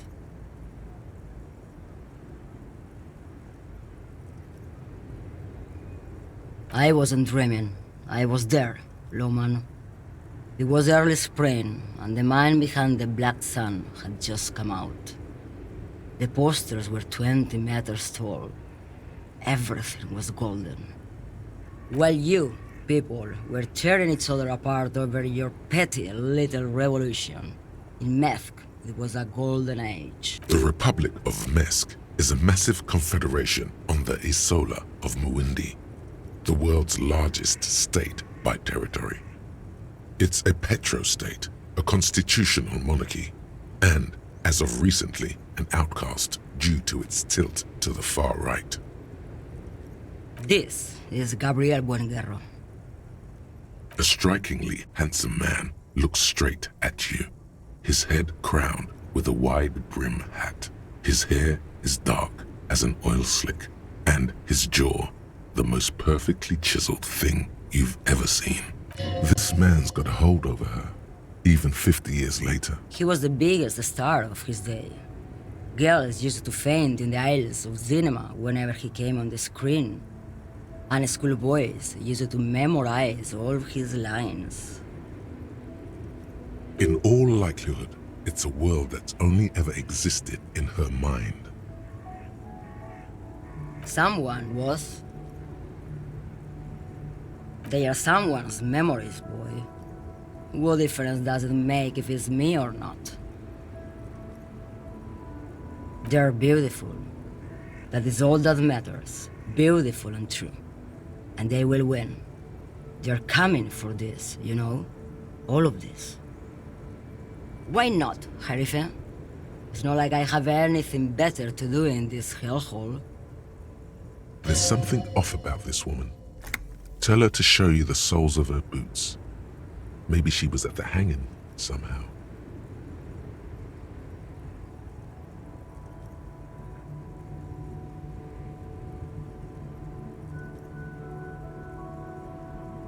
Now what do you want with an old woman's boots, Sheriff? I'm starting to think you should let me get back to Gabriel Buenguerro. You are no Gabriel. She's wearing sturdy workers' boots made of black leather. Buckles run across. The sole is also made of leather. Just before Gabriel, it was the coronation of Franco Negro. Now, there was a real man. Moreover, the boots were size 37, tiny. There are too many discrepancies in all this. Another discrepancy, although not boot-related, is the coronation of His Innocence, Franco Negro, which happened 500 years ago. It was. And then it was no more. And I was no longer holding my father's hand. Perhaps it was another Herife who came and woke me up, looking at my boots, asking questions. Or perhaps it was one of the others in this carnival. As she says carnival, she gestures to the empty square with the statue and the machines. I could have told you that from just looking at them. The size is 37. The feet of a little girl, they fit well on the pedals. Diamonds? Of course not. Whatever stupid things they put in the lorry, I imagine. I quit concerning myself with that a long time ago. Besides, I don't drive the lorry for the cargo. She says that as if something narcotic is the real reason.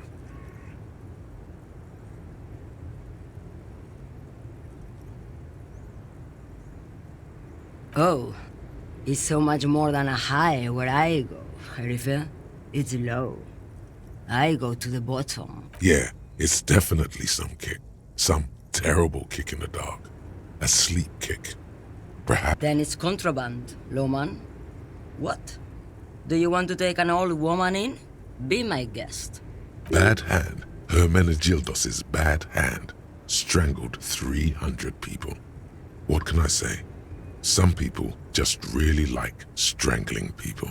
Of course not. To truly understand the boyadero, you need to listen. The boyadero, boya for short, is a cowherder from upstream Magritte, the great steppes of northern Mesk. He is a rugged individualist, and explorer. It's an old ballad about a young girl who falls in love with a daring boyadero. Of course not. The boyadero returns from the western plain a changed man.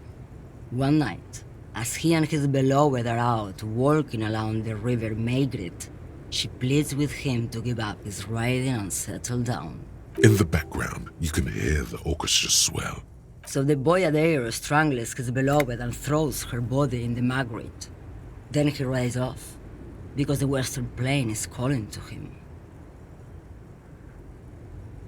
You have to understand, a true boyadero needs a whole horizon to himself. He can't be tied down by man or woman.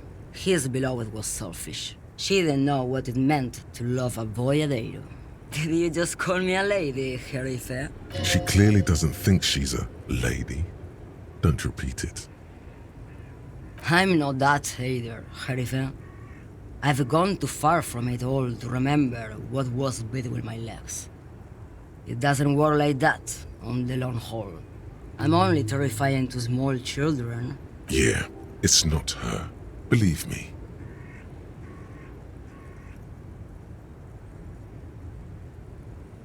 How should I know? Do I look like I spend a lot of time with the other communers sniffing around? Because they can no longer recognize the person I once was. The big ones, the trucks. There's no women and men there, it's all just... In the middle of this town, there's a ghostly motorway. In the background, a quiet song seeps from her cabin into the air. Oh, Sim. So he doesn't think she's the lady driver? You hear that, Lowman? I don't think your partner likes you spending too much time with me. Nothing. I just don't think she's connected to anything. He doesn't want your frail mind caught up in something here. Something unconnected to the case. But connected to this woman tuning out like that. A pale dream is what it is. What do I need drugs for, Lowman? What I see, what I feel.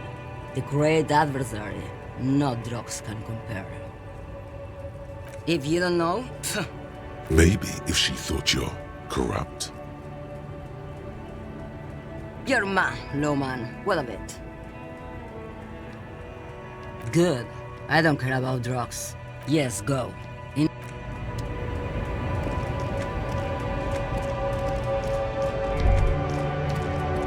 A Stars Ryko, one of the finest Zhimsk-made motor carriages ever. An oldie, but a goldie. Not many people outside of Grad, and Revachol West too, it appears. A Stash Ryko KK2. That's a classic model. Never thought I'd see another one repainted after what happened last time. No, only that the motor carriage is typically baby blue. The colors of Sigismund the Great, an ancient Zhimsk ruler. His banners were famously zephyr and white. The colors of the Stars Ryko.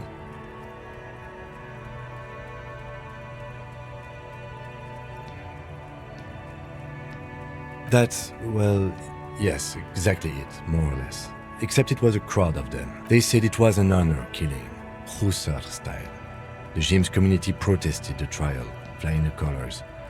5,000 came to protest. Correction, 4,395. The fourth largest public protest of a criminal trial in Revachol.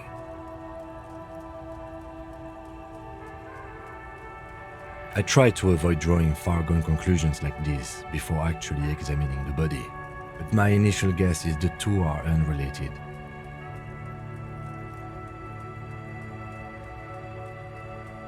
People we are paid to protect. Let's leave it at that. 4 years for murder in Reunion. The perps were remorseful. Their sorry knocked 8 years off the sentence. That's the system. The prisons in the greater Revachol Industrial Harbor are already full. Prisoners are expensive to maintain. The longer the sentence, the larger the cost.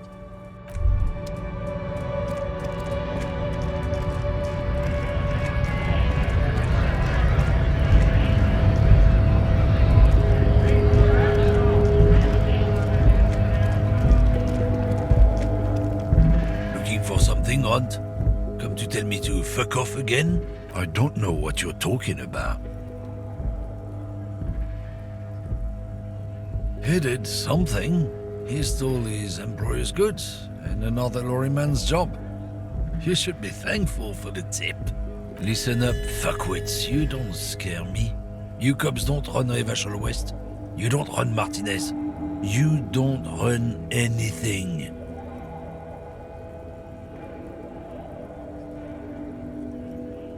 No.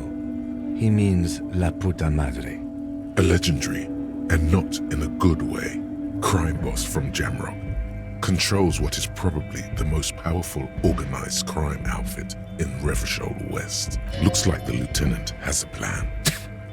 Yeah, him. Then I presume you are familiar with his peonies. Yeah, they're his little bitches. He's got them all over the unions. Not just the unions. He has peonies everywhere. Some say he even has them in the RCM. Dirty fucking peonies who do anything for him. Multi-ethnic drug addicts. The lieutenant adopts a rodentine quality. Be cool, sire. He's getting into this. You're not peonies. You wouldn't be investigating a drug thing if you were. No, of course not. We are not peonies. But if we were, and one of Madre's drivers were to be stealing from him, then it's a good peony's job to find out who that is. He's surprisingly good at this. Not bad at all. Look at him lurching. It's not a hard job. It won't take a long time. It won't make Padre Madre angry. But a stupid fucking racist is standing in the way, protecting this fucking thief. I'm not scared of you or the mob. I'm under the protection of the Lorrymen and Carters Guild. You've seen the corpse in the yard, yes? You took a peek. I know you did. Does it look like his friends protected him? Nah, you wouldn't just leave him out there if you... The lieutenant turns and gives you a barely perceptible nod. I've softened him up as best I could. Now it's on you to finish the job.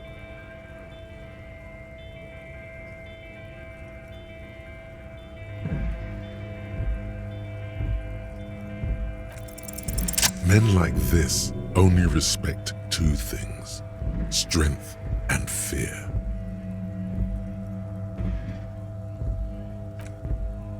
Fuck you, I told you. I'm not gonna... There. His voice grows smaller as yours.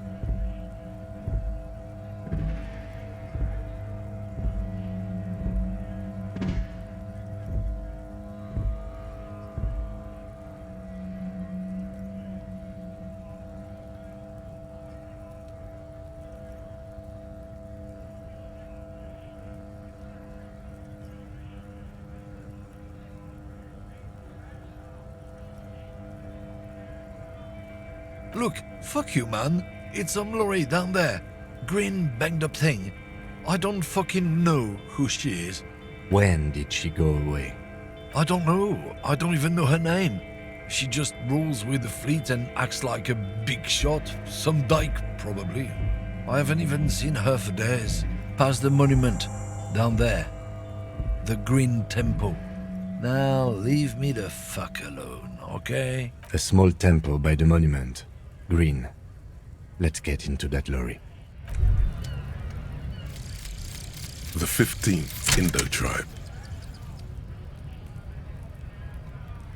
Because there was. The 15th Indo tribe was comprised of 8 kids from Forberg and North Jamrock, running from wild dogs in the valley, hiding scents under rocks, and stealing clothes off clotheslines, and sometimes even the copper wiring of phone lines. You may have been one of them. This must be a childhood memory. The 15th Indo tribe was your Indo tribe, set to rule in Cylinder. The rest of the kids are dead now. Car accidents and drug overdoses. Only you remain.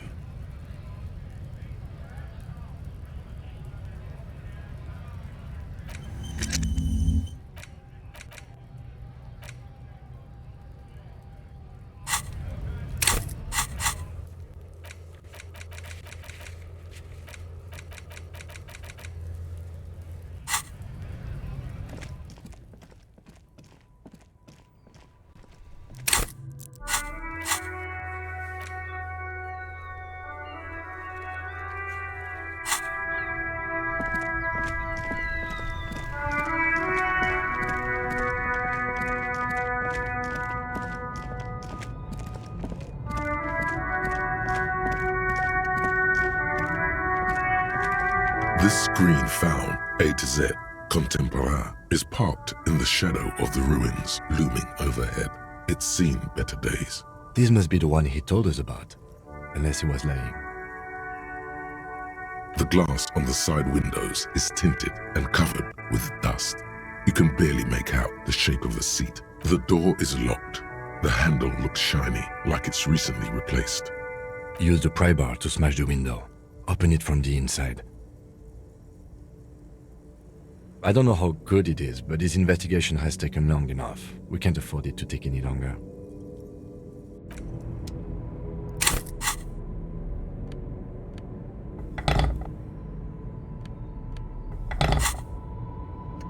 This screen found, A to Z, Contemporain, is parked in the shadow of the ruin. Use the pry bar to... This has been hard enough.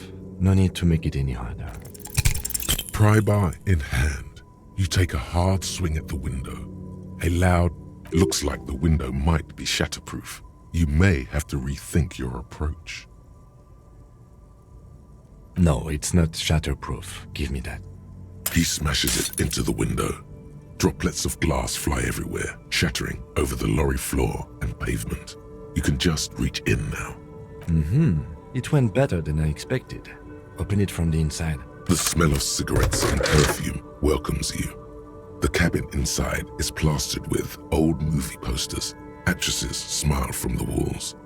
There's a radio transmitter, and these are movie posters featuring starlets from long-forgotten films from the 20s, the teens, even the 90s of the last century. One of them particularly catches your eye. A centerfold of an ingenue attached right above the back seat. The actress is draped in a sheath dress, one of her shoulders bared. The faded remains of an autograph run across the poster.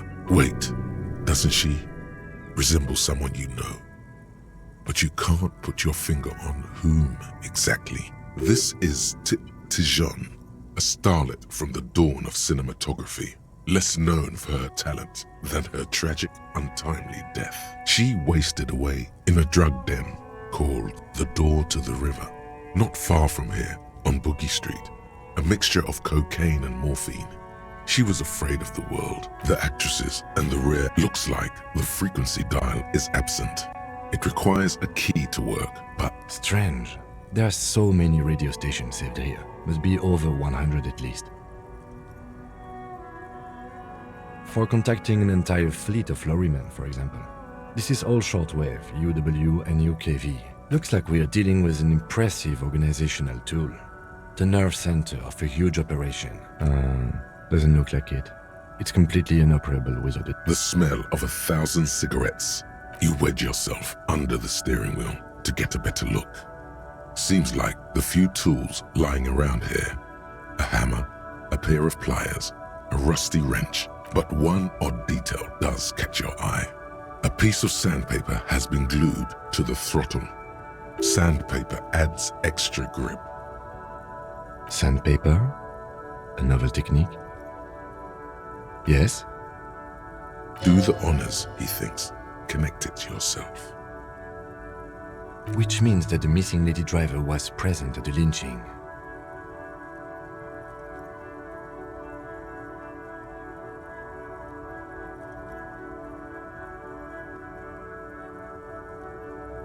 We've identified one of the footprints, but there are still 7 to go.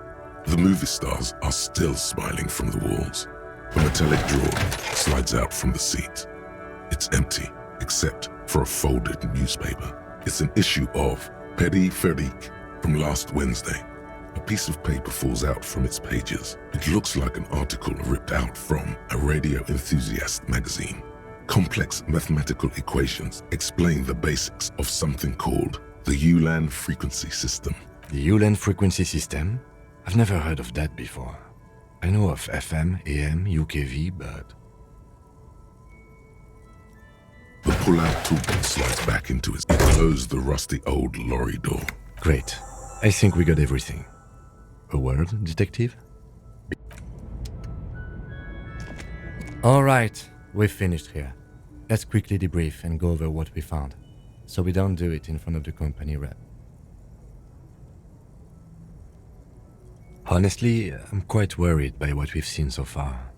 The evidence seems to point to a rather extensive and well-organized operation. I'm especially intrigued by that radio transmitter, particularly the sheer number of stations it can connect. Looks like this alleged drug trade casts a wide net. This means it's well funded. Technology like that, a major player must be financing it. I'm not sure what the ULAN frequencies are all about, but they may hold some significance. Perhaps it's a better way to connect between fleets while avoiding frequency bleed, or maybe it's used to tap into RCM networks. We didn't find anything conclusive linking them to the smuggling operation. But somehow, I doubt that Evrard Clare would be oblivious to something like this happening right under his nose. My suggestion is, we use it against the Union in any way we can, to our own ends. It's a slippery hill, but we just might be able to pin them down, indirectly, down the road. As elegant as they are... Don't be fooled. Desire always plays a role. Yes, well... Unimportant. We should return to the murder case, see what Joyce tells us about the lynching. When we are done for the day, I call my station and suggest our narcotics department look into it.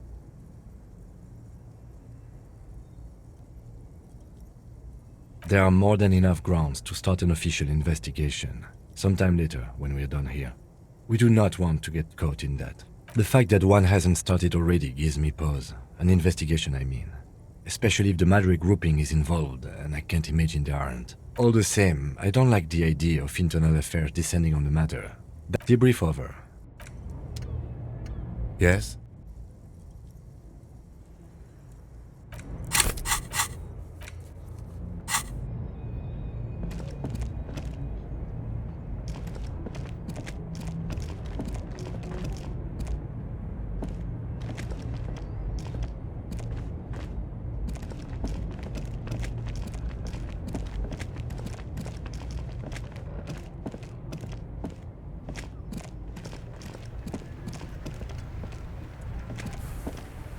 I saw you poking around in Lady Driver's lorry. She in trouble?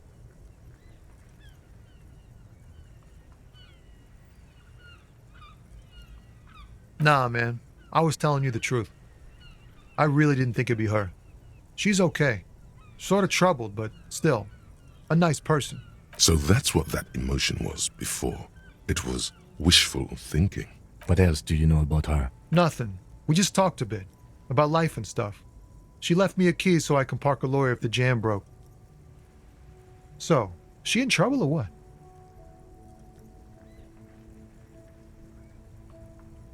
It's that bad. Man, what should I do?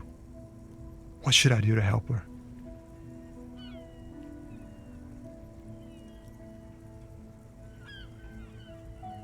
Yeah, maybe I should just keep my head down and work on my rhymes while I can. Oh, you know, Tommy Leham's gonna be a musician. Sprechgesang, but with beats. I've got a lot of free time on the road to hone my craft. The correct grammar is Tommy Lahom. Tommy Lam was taken. My real name's Jerry Lafitte. Tommy's way better. The man taps his fingers.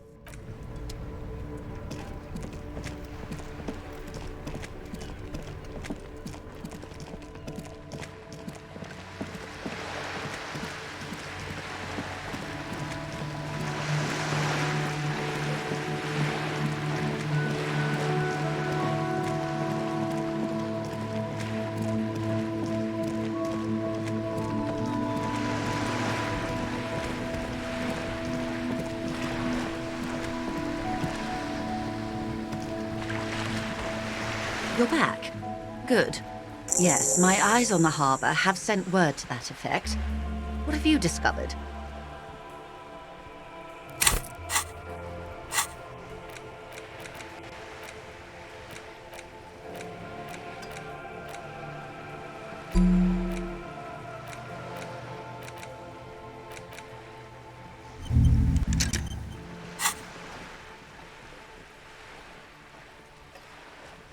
It doesn't really matter.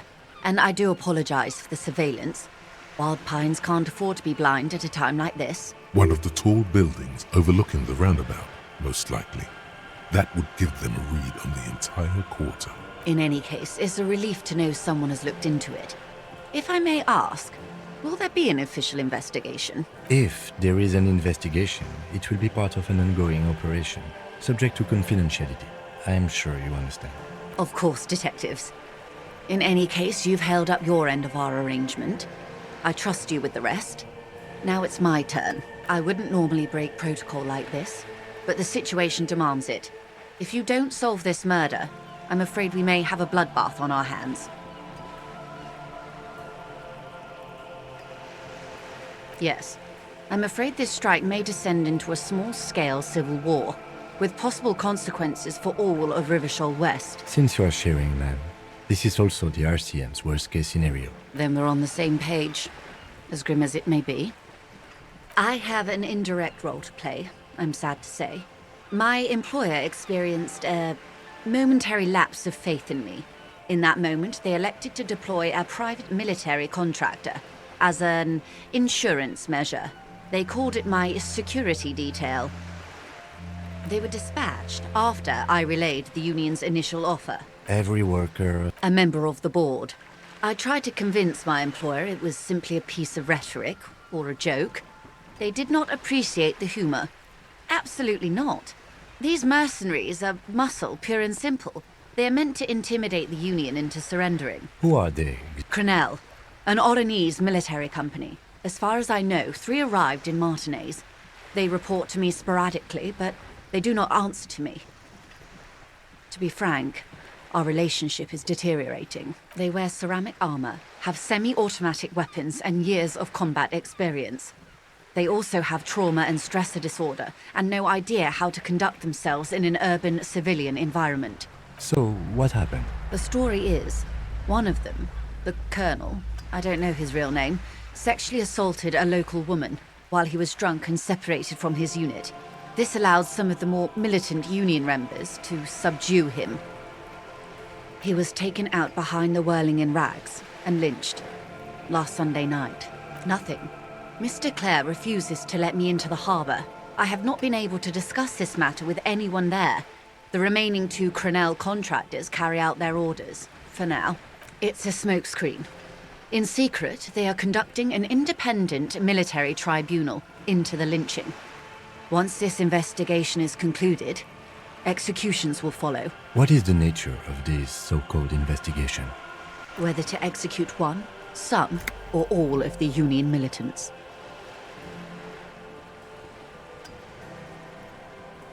It is very far from disco. My only hope is that you provide a single, concrete suspect before the mercenaries indiscriminately pick theirs. Simply put, if you don't pin this on someone good and do it fast, they will identify and execute everyone present at the lynching. This in turn will force the Union to respond. The débardeurs have over 2,000 men. It will be 1,000 to 1. Have you ever seen a hornet invade a beehive, Lieutenant? It's not pretty. The Serai's giant hornet, the world's 2nd largest insect, can kill 40 honeybees a minute, while a group of 30 can decimate an entire hive of 20,000 bees in less than 4 hours. These men work in tandem using semi- and fully automatic firearms. Their armor is virtually impenetrable to muzzle-loaded weapons, even yours. Most Union workers don't have guns at all. As I said, a bloodbath.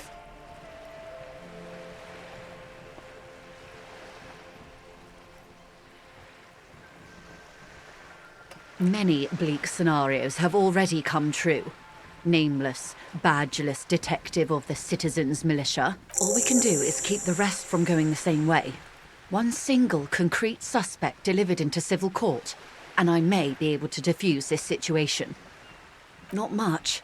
Their public resume is relatively good, as far as private military contractors go. I believe they were once called Downwell. They boast a long list of clients. Saint-Baptiste, Welchman-Lorenz, Eintracht. A warning sign, however. The operations concerned all take place in 3rd or 4th world countries. guarding facilities, escort missions and such. Meaning they're used to operating in war zones. Yes. All the good conflict corridors, Supramundi, Yesut, the Seminese Islands, countries that don't have a good record reporting atrocious military conduct on their soil. Sadly, no. Before this happened, I had little interest in them. Now that I do, I don't have the resources. If you still have access to the ICP's database, you could run a better background check than I ever could. It may take some time, though. The International Collaboration Police, ICP, is charged with coordinating law enforcement activities in complex multinational investigations. Their database is the single largest source of information in the world. Do you know a lot about the inner workings of the RCM and the ICP, man? In my line of work, it pays to do your research. I was prepared to deal with the RCM. I did not think I'd be dealing with a group like Crenell. I have, and they will. However, these orders take time to reach what is basically a rogue unit out in the field here. Until they do, it's all on us. She's being truthful. She is pressing them as hard as she can. Or he didn't. This is information passed on to me from some teenagers loitering around the canal. I cannot testify by it. That the man was killed because he assaulted a local woman. I've asked around a bit. This seems to be the accepted story around Martinez. The lieutenant consults his notebook. Odd. We haven't heard any reports about an assault in connection with the lynching. Where did it take place? Last Sunday night, at the Whirling in Rags, the hostel by the gates. Supposedly, the colonel was drunk, maybe on narcotics too. Either way, he's alleged to have sexually assaulted a woman. Sometime later, a group of dock workers got their hands on him. That's a good question, officer. I don't have the slightest idea. As I said, it's a rumor about a rumor. In any case, it's what the colonel's remaining colleagues believe. You meet her soon enough, you feel. If you mean did I see him alive, yes. But I did not know him. Lely, his service name, a nom de guerre, most likely. He wouldn't divulge his full name. Only one of them did. A bad sign if there ever was one. One is a man, Corty, they call him, a nickname as well. The other a woman, Phyllis DePaul. Corty is the gunner, I believe. DePaul is a radio operator. What would you say was his eye color? She closes her eyes. I can't remember. The lieutenant was testing her, asking a small detail first to see if she knew him better than she let on. That's all right, man. Anything else? Nationality? He was 40 or 50. It's hard to say which. He had a combat injury on his lower jaw. It made it difficult to estimate his age or gauge his facial expressions. What else? Nationality? Accent? He was Occidental, I think. Light brown hair, a mixed accent, Oranese, or Messinian maybe. His injury gave him an accent all his own. In a way, it was humanizing. He had to learn to speak through it. Through they've gone to ground, as it were. I don't recommend seeking them out. For one, they're almost certainly armed to the teeth.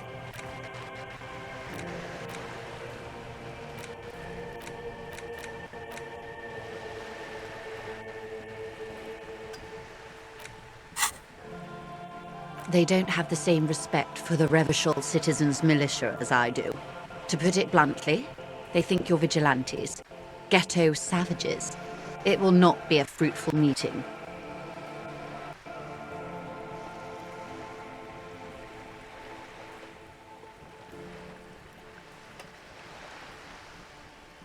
You're likely to run into them eventually. When that happens, I'll be in a better position to mediate if I don't appear involved. One is obviously the scab leader at the harbour gates. The one chanting the idiotic slogans.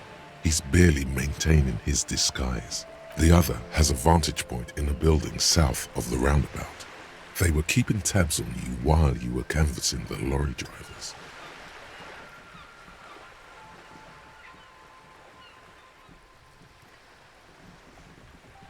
That may be so. I still hope you heed my advice. There's no need to kick the hornet's nest. For all your talk of averting this catastrophe, the situation at the gate is a border keg. Does this not bother you? Of course it bothers me, Lieutenant. But my hands are tied. How would my employer react if it appeared I were intervening on behalf of the Union? Your concern may be appearances. Ours is keeping the peace. That would afford a good vantage point. In any case, it's practically inaccessible. Where is your radio for contacting them, if I may ask? Heavens no. I'm not an undercover agent. There's a short wave at the ship's wheel. I hope I can answer it better. Until the executions start? Truthfully, I don't know. It depends on their progress identifying the members of the lynch mob. They don't report their progress to you? Not on this matter. I'm afraid they consider this a personal initiative. It's a matter of days, not weeks. I am sorry to have been the bearer of bad news.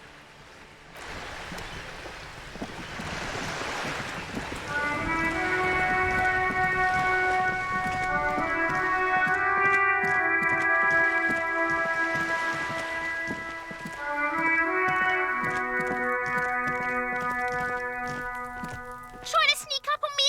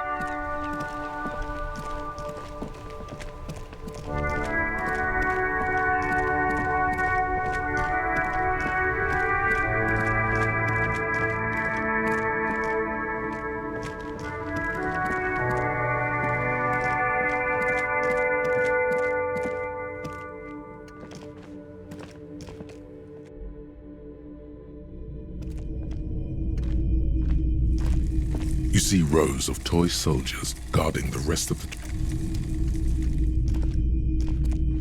Hello again. How can I help you? Nope, still no clue. You obviously haven't been doing enough drugs lately.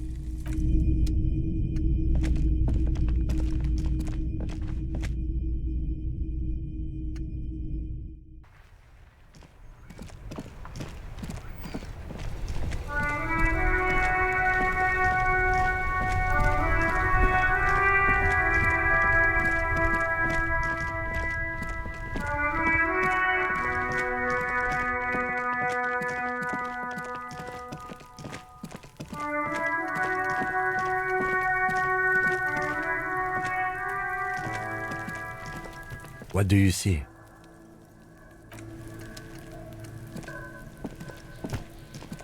There he still is, looking right through you with his white eyes. The body below is the ammonia only makes it worse. The combination forces tears out of your ducts. The second time, not so much. When the vomiting is done, your cheeks are wet with tears.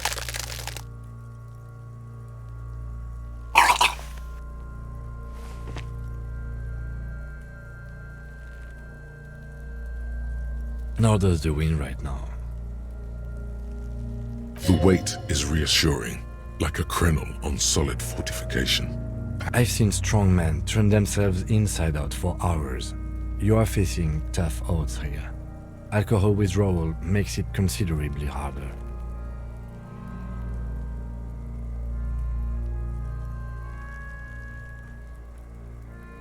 I've seen captains puke their guts out. It never gets easier. You never get used to the smell. Every Monday is cadaver day. Throw up, investigate. Throw up, initial autopsy.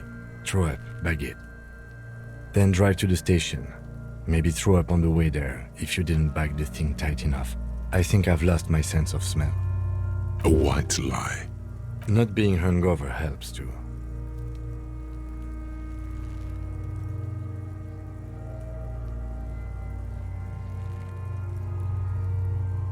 That's probably a good idea. Clear our heads. But before we can do that, you need to get your shit together. We should go talk to the locals. Find something else to do while the wind changes. It's pretty bad right now. You've gained a thought. When this dialogue is over, go to your thought cabinet and internalize it with special bonuses and effects. Give it half an hour. Get yourself together. Then come back and have another go.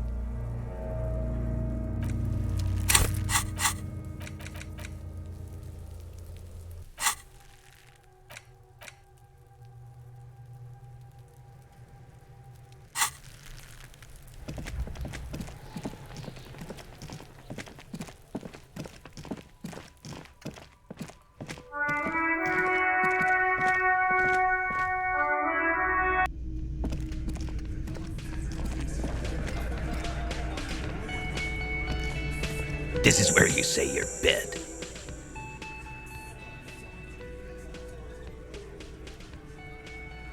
Detective.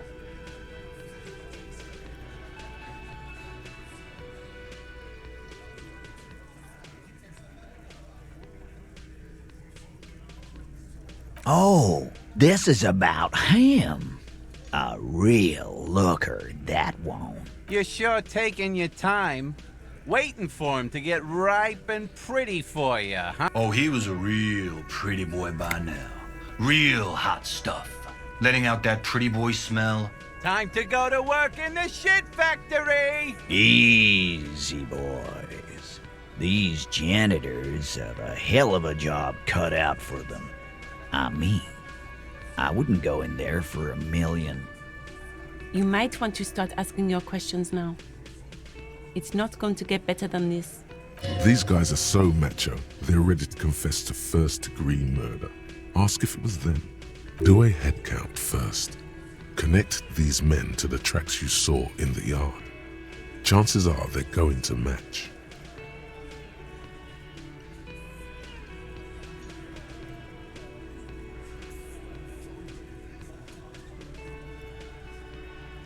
Starting from the right. Boot size 44, blonde man, in his 30s, overbearingly masculine. Sitting on his right, standard working boots, size 45 or 46, eldest in the room, probably mid-50s, smoker, quiet across at the other table, hobnailed working boots, size 43, gang tattoos, Mesk or Sarah Mauritian, in his late 30s. He spent his youth in Villa Labos, a housing project in the Jamrock Quarter.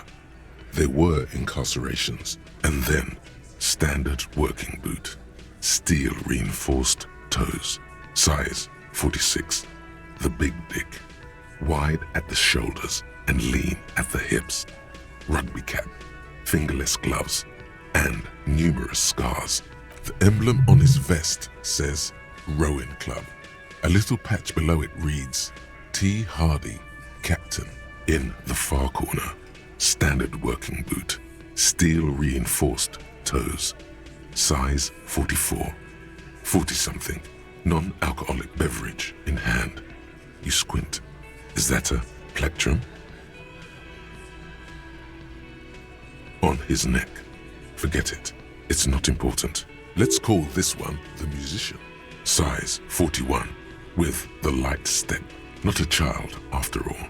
An older man with a rat face, mean, watery eyes, and 2 front teeth missing. In the middle, heaving and wheezing. Big guy, boot size 46, deep marks. Probably carried the victim over. He alone is 130 kilos. Add the man in armor, and you could easily exceed 220. In conclusion, these 7 are the actors on the crime scene. The footprints were theirs, but there's a discrepancy. Exactly the missing lady driver who was running the drug trade. Does it mean the Hardy Boys are involved in the drug trade as well?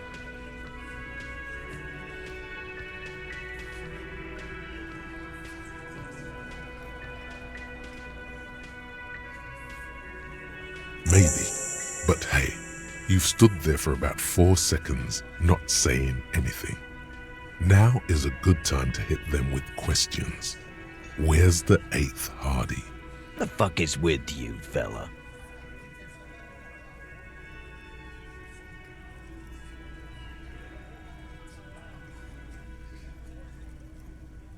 The pretty boy. You guys really love talking about that pretty boy. Funny. But my partner and I have a serious matter to discuss with you. You mean these boots? We all got a pair. We wore them the night we took the pretty boy out back and hung him by the neck. Yeah, we did this. Together. All of us. Until he was dead. That's why our prints are all over the scene. Goddamn right. No. These 7 honest men have equally come forth. They told you what happened so that you don't waste any more of your time.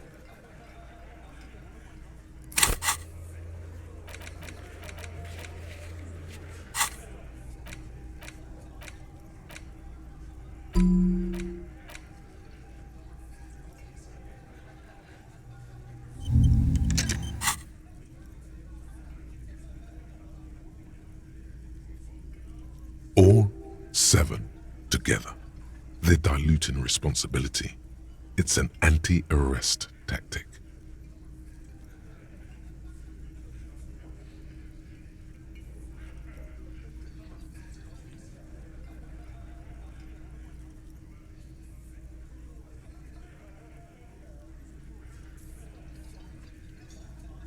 How many people have you sent to the Shays? Ever felt remorse for them? Chaise électrique is the method of capital punishment in Revachol under the Coalition. During the suzerain's reign, it used to be the firing squad. Or send them to Reunion to rot. For 20 years. For life.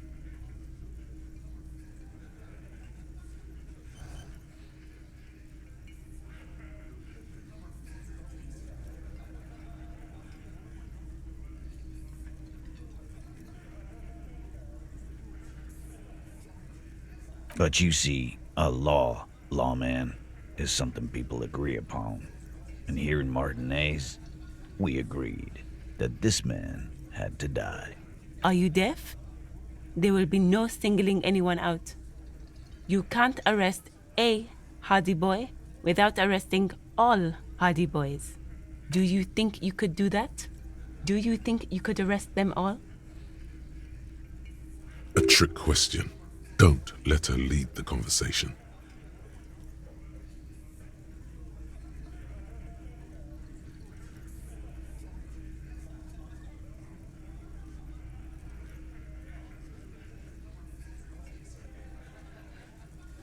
Who do you fucking think does?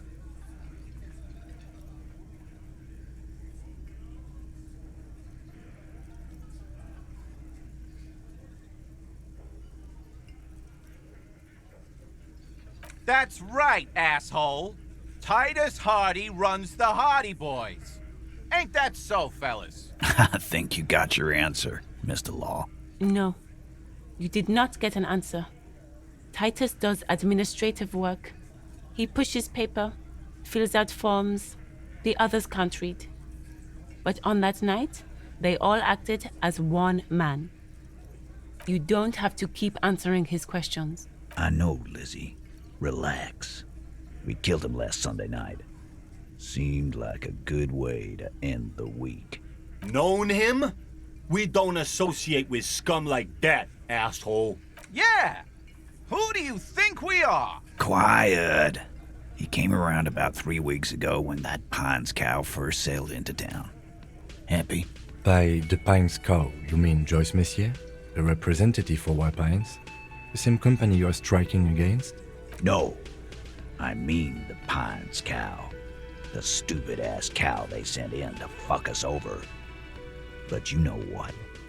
This is where he tries to sow discord between you two, because he knows the company is responsible for bringing the mercenaries into town. Why don't you ask her about the pretty boy? I'm sure she has interesting things to say when you ask her hard enough. That's enough insinuation for today, Titus. Officer, your interview is drawing to an end. Don't waste your last questions. Why? 'Cause he was worthless mercenary scum. And he stepped out alive in my town. So am I.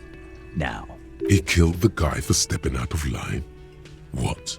Is Mr. Titus Hardy here a fascist? No, sir. Why? He stepped out of line. What kind of mercenary? The kind that shows up when you start a strike. The experienced kind, too. Had Cohoy and Seminine written all over him. A live grenade. Right here in our bar. I can't prove it, but I know he was sent by the Wild Pines. They hire merc shit like that. Story of every strike from here to Samara. Wrong. He harassed women, raped one, harassed workers, threatened to kill some as a warning. From rape to harassment to threats of violence.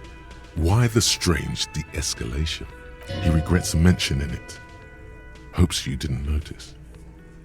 He'd kill us all if we don't open the gates, if we don't let the scabs in, if we don't bend over.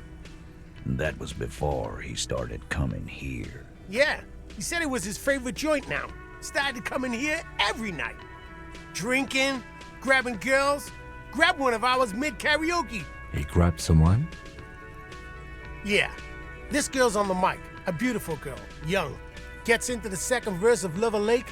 The fucker grabs her legs, starts screaming, "Show me your cunt! Why don't you show me your cunt?" Then, he gets knocked on the head with a wine bottle, doesn't even fall down.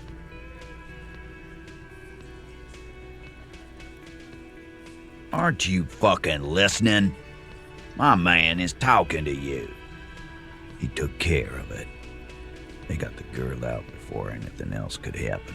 Yeah, me and Eugene got her out. There's something odd here. Seems like they don't want to talk about that rape Titus mentioned. Why not?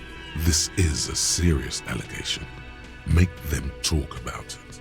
No, you're not getting the name. That's a Martinez matter. And I'm not discussing it with you clowns. There's nothing you can do for now. He's stonewalling you.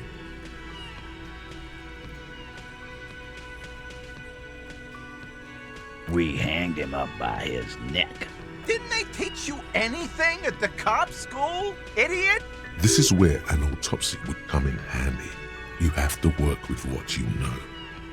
Titus, you don't have to clarify anything. We overpowered him, dragged his unconscious body to the tree, put a noose around his neck, and hanged him till he was dead and steady. Then we left him for seagulls, maggots, and you fucks. Make them a bit more uncomfortable first, then see if it all adds up. With numbers, asshole. How do you think? You're right, Lizzie. I've done enough explaining here. No, he hasn't. Not yet.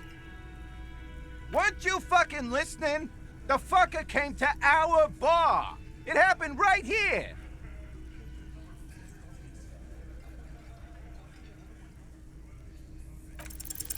Titus is solid as a rock, and so are a few others. But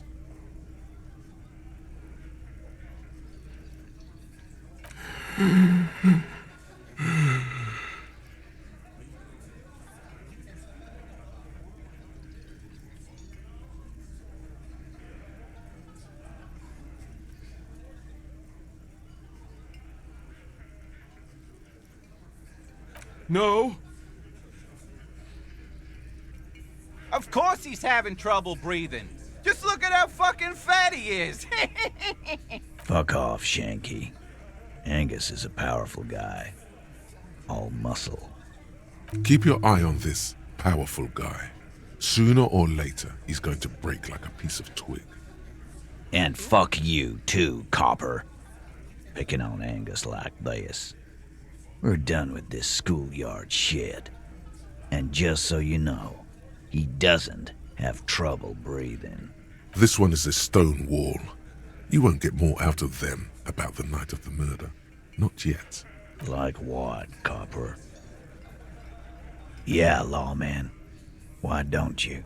It's almost an anthropological sight, watching him try to assert dominance over you. Not in the arresting mood?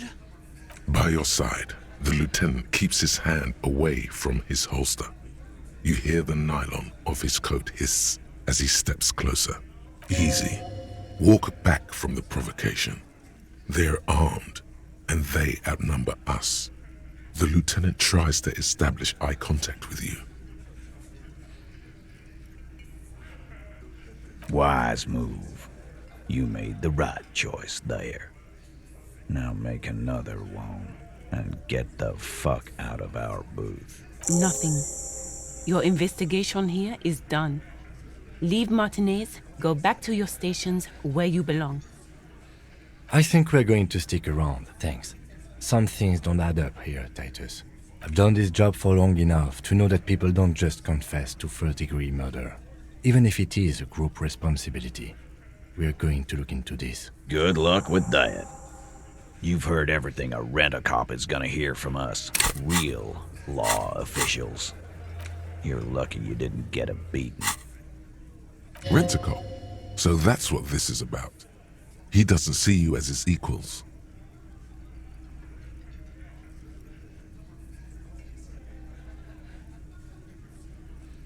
What are you talking about, madman? There's no 8th Hardy Boy, there's 7 of us and we're all here. Or what? You want to be the 8th Hardy Boy? We ain't hiring.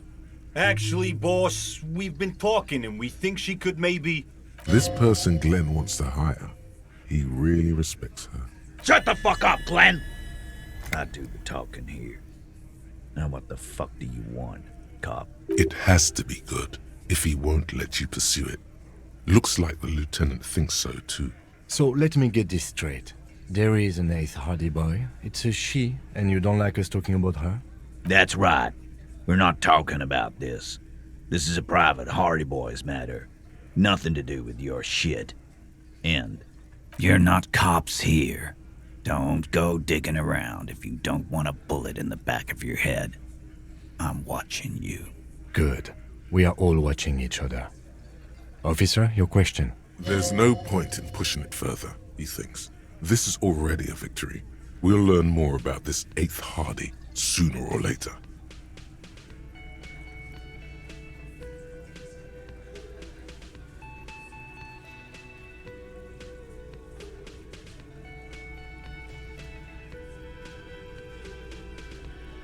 Yeah. By friends, you mean his squad mates from Crenell. Wouldn't want to beat up his grandma.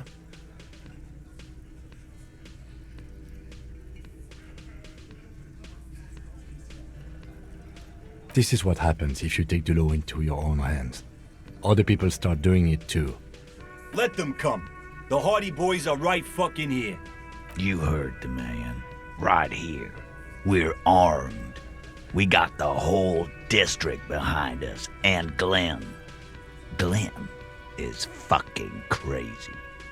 Yeah, a well-oiled murder machine.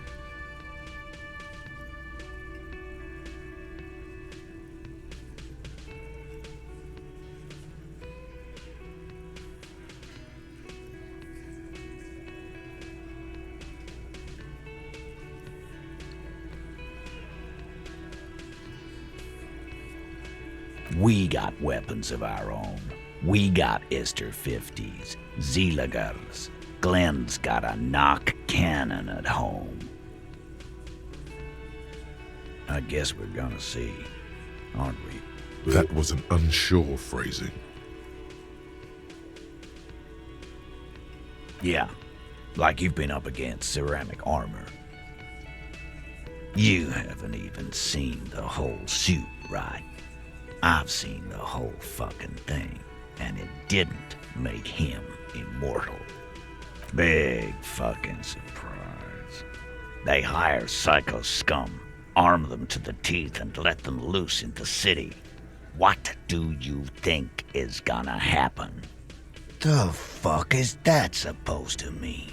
We're not bees, we're men. Easy, E. He's trying to phase you. What are you trying to do? Scare my men?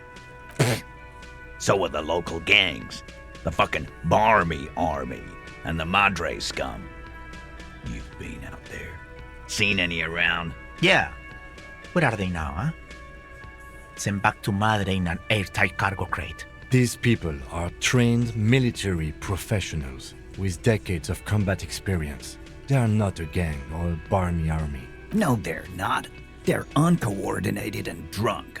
We know more about them than you think. What do you mean, okay?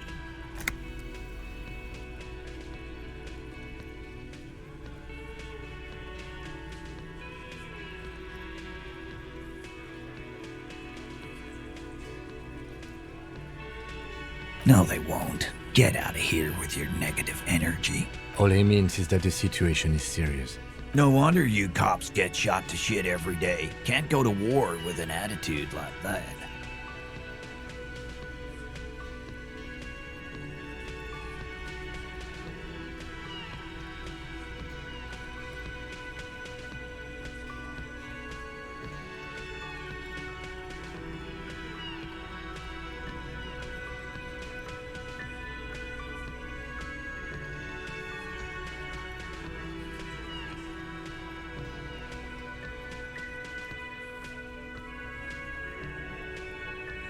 Like hell you have. There is no local drug trade. This place is as clean as a rifle. Go back to Jamrock and ask the local junkies how clean your streets are in Precinct 41 Kilos. We'll do that. In the meantime, did you know that there's an abandoned lorry at the intersection that was used to move raw ingredients for drugs from Terminal B to Jamrock? The person driving it was present at the hanging. It was one of you. We've connected the footprints. Detective, do you want to deliver the coup de grâce? No, the thunder is his. Leave it to the lieutenant.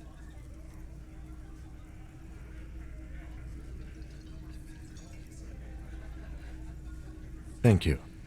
You're right, Titus. There is no local drug trade because it's all controlled by you. You're the drug trade. That's a mighty interesting theory. I guess that's what you would need to do, theoretically. A big, strong, state-run monopoly would outcompete the runts on the street. Yeah, man. Theoretically, that's what you would do. To get rid of the gangs, the dealers, even some of the junkies. You would need good, trustworthy people to take their place, of course. Hardy men to run such a monopoly. For the good of the community, of course.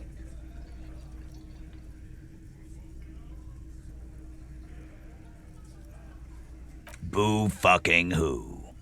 People will always be taking drugs. Might as well do it clean and organized. Yeah, that's what the labor movement is all about. Clean and organized. And the Hardy Boys are running it. Theoretically, of course. We're just talking politics here. My answer to your drug accusation is, how dare you? Go fuck yourself. Not quite yet, Mr. Hardy. There were 8 sets of prints on the crime scene. There are only 7 Hardy Boys here. My answer is, fuck off. Mind your own business.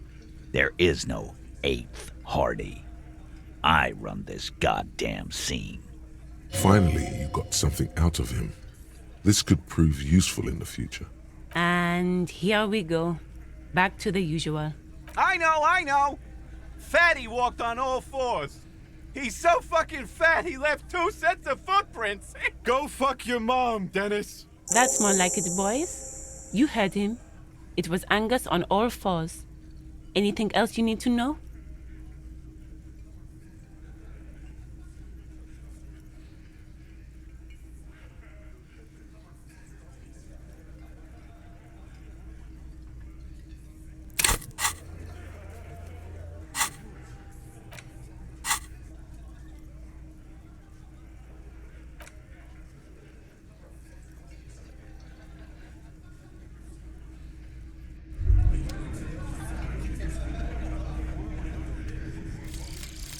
Volumetric shit compressor. Bizarre scientific news from Revachol West today, where a police officer's shit has been observed at a pressure of around 495 gigadecimals. These metallic hydrogen levels of shit togetherness were thought to exist only at the center of collapsing stars, not law officials. It remains to be seen how long the shit singularity lasts.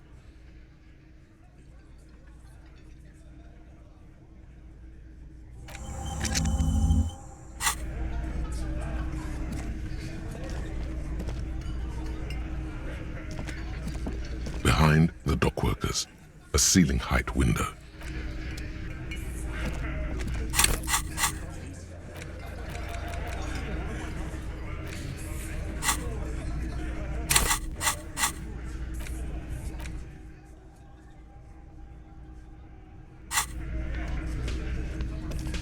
I've got nothing to say to you.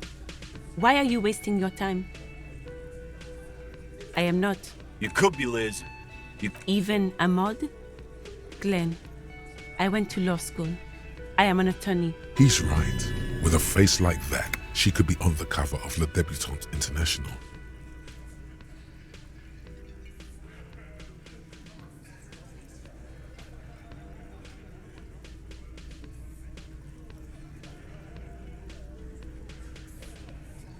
The cold look in her eyes speaks louder. It's not her. She's not a hardy girl. Aggressive? You make your living enforcing violence. These people are just dock workers.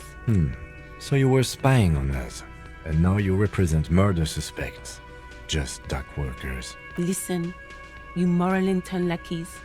You're a mob, enforcing the unlawful privatization of Revachol. 20 fat men in the Occident are stealing it all, and you're their bodyguards. Fuck yeah. So ask what you came to ask, or get back to your commanders.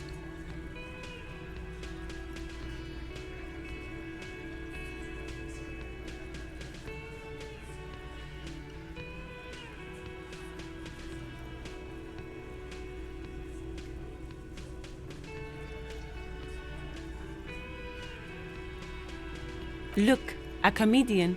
Do your job, ask your questions, then get out of Martinez. Strange. It's as if people don't believe a cop could be a socialist revolutionary. Hey, psst. Yes, you. Word on the street is you're ready to start building communism again. You keep saying things like, down with the bourgeoisie, eat the rich, sodomize the landowners, impale all people who have more than 25 real in their pocket, literally murder all human beings regardless of their political beliefs. That kind of stuff. Oh yes, the mask of ambivalence. Don't deny it. You're about to rip it off and reveal the monstrous seven-eyed lamb of global communism that would devour and masticate mankind. Everyone can see that. So tell me, do you have any questions before we fire up the big communism builder? Or do we get right down to it? Failure. It's about failure. Yes, abject failure. Total, irreversible defeat on all fronts. Absolutely vanquished, beaten, curb stomped and pissed on. Until you came along. You will reverse the fortune of the workers of the world. You alone, against every living thing, against every human alive. 800 trillion real in the hands of an impossibly well-organized ruling class. Towering city blocks of bankmen who have the ears of prime ministers. Million-headed armies of nations and the love of your own mother. You against the atom, the charm and the spin, where the whole world failed. Matter failed to bend to human will. Human will failed to get out of bed and tie its laces. You alone, single-handedly, will rebuild the dreams of the working class. You are the last communist. Now get to work, comrade. Oh yeah, get the firing squads and the animal wagons ready. Too late to back out now. You can't make an omelette without breaking a few million eggs. Advanced race theory. Everything is calm in the eye of the race storm. Your mind is lucid and bright. The mind-bending phylogenetics appear more distant and, to be fair, a little ridiculous. The great race mystery has cleared up. All that's left to do is verbalize your thoughts. Go and talk to Measurehead about your newly found insights.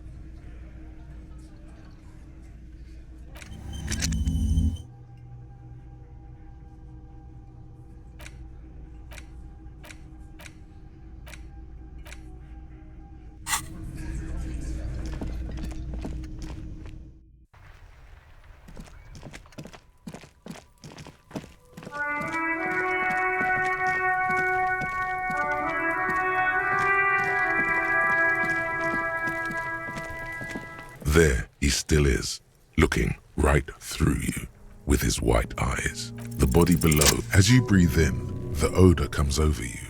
It's a spell of the mind telling you to run, and your stomach to wring itself empty. With your hands at your sides and your eyes squinting, you stand in it. It's a puzzle.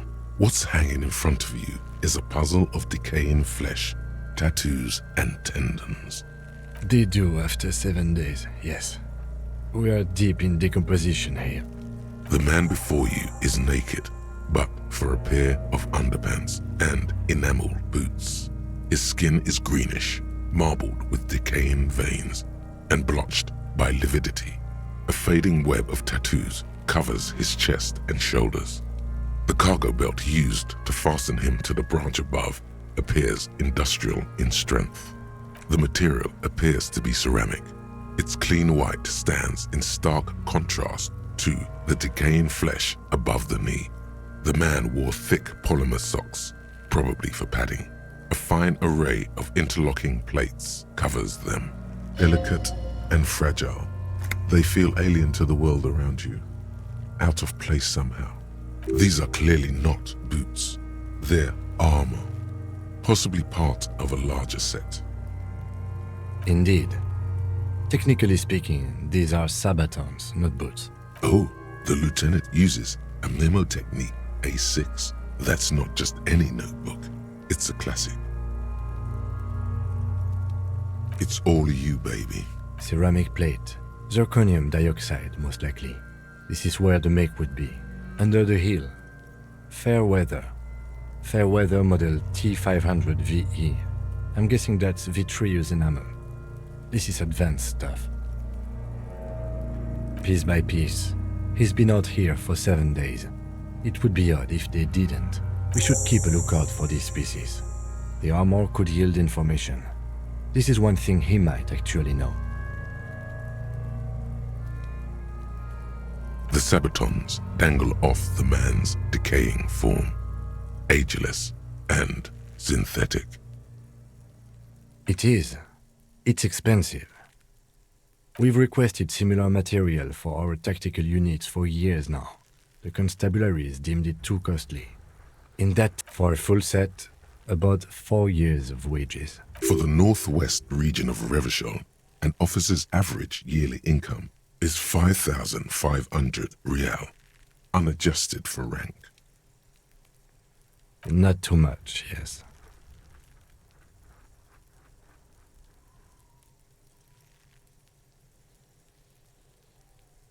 It's a sorry situation, I agree. A small bell-like sound fills the air, like tapping on the side of a porcelain cup. The pry bar in your hand is itching for some action. It's anything but. This material is a kinetic redistributor. It spreads kinetic energy horizontally, from plate to plate, dissipating it entirely. Faint, organic lines cover the plates where they separate into smaller ones. These plates then divide into smaller plates until there are hundreds of them altogether, like whirls of floorboards. The design looks organic, influenced by highly resistant wood materials, like lignum vitae and ebony perhaps. If trees were made of porcelain, this is what their cross-sections would look like. The smooth, glossy surface fractures into ever more intricate interconnections, peaking on the right sabaton, where you notice the whirls are in the shape of a letter and number combination, E50, 100, 1000. Good. Can you read it to me? X5415 6745 678222. Let's lie. We have a make and a number. That's something. We can use the radio in my kinema when we're done. Either station can chase it for us. He works for Cornell, like Joyce told her. This feels dangerous. Are you sure?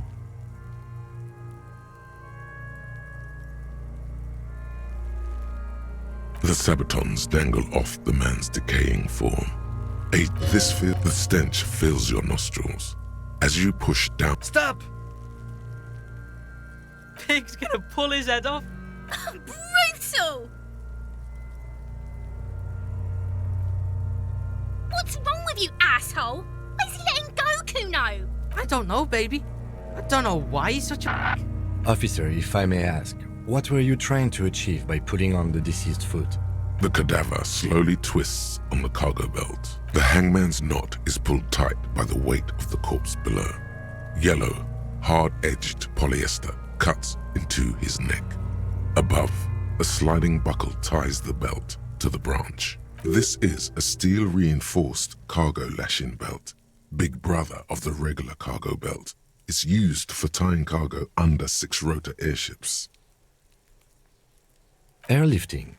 I thought it was used on lorries for strapping cargo to them.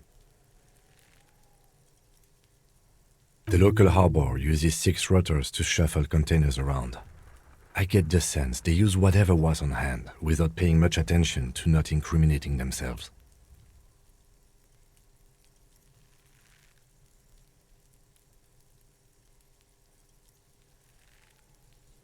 Right now, everything seems to fit their confession. A noose is one of those things that's easier to use one way around. That ladder can't carry a grown man. I didn't see any splintering either, did you? I think they lassoed the branch, then pulled on the belt to close the buckle. Could be. The shape of the branch supports the theory. Right now, I was afraid it would be. Thin steel wiring, parallel strands. The cadaver hangs from the cargo belt. An intricate web of blue lines stretches across the torso, from the right shoulder to the solar plexus.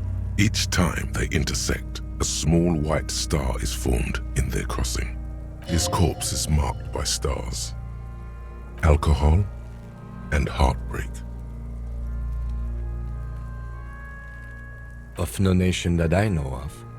If anything, it reminds me of religious illumination, last or penultimate century. Men who live harsh lives often turn to innocentic worship. But which one? I see no trace of a humanoid figure. I agree. He takes a thin piece of milled aluminium from his coat pocket and pulls it open. Sounds like a sword being unsheathed. A small lens appears, some sort of camera. Shit, Kuno! What the fuck is that? An instant color camera. This is the first time he openly acknowledges the kid's existence. I have only 2 ampoules, so nobody move. I don't want to waste one. A sound, a shrill flash, followed by the breaking of a small ampoule of glass. You see streams of color pour onto the thick, glossy piece of paper, rolling out. In case we need it.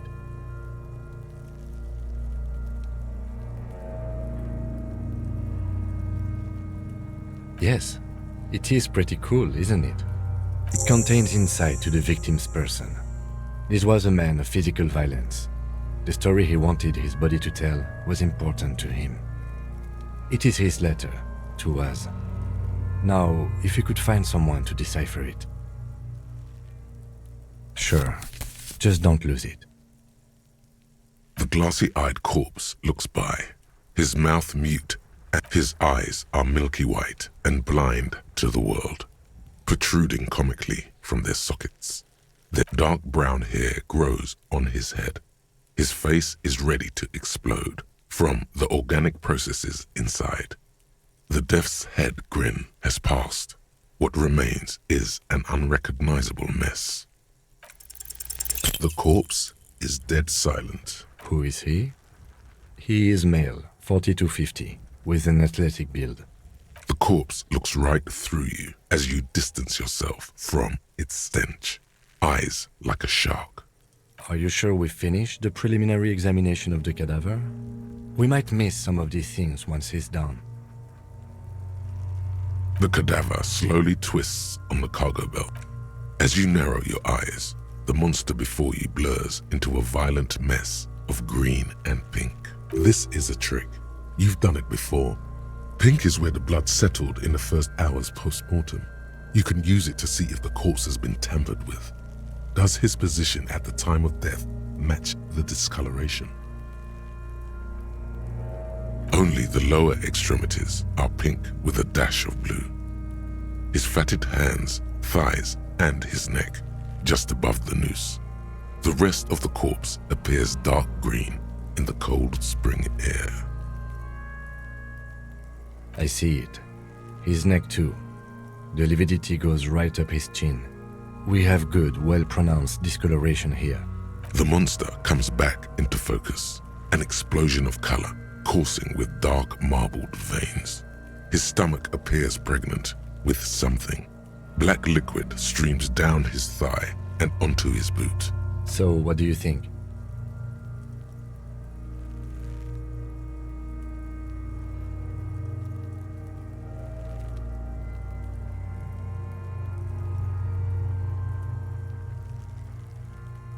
Agreed, especially on the neck. The belt acted like a tourniquet, keeping the blood in his head. The hypostasis supports a hanging.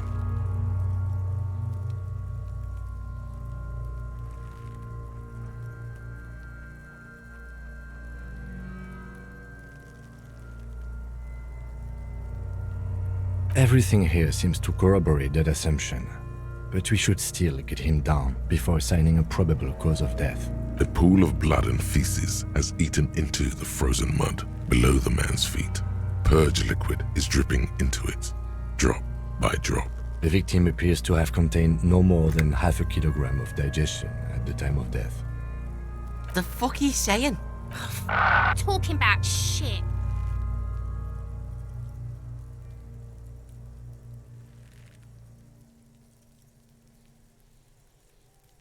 Did we? I don't feel lucky.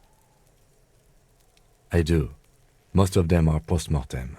Maybe even all of them. The delinquents have made our jobs harder with their little sport. Stop talking in riddles, coin slot. He means you fucked him up good, Kuno. Fucked him up brutal like. I agree. There are crow's feet in his eyes. He's laughing silently. His personality is no longer a part of the world. Totally dead.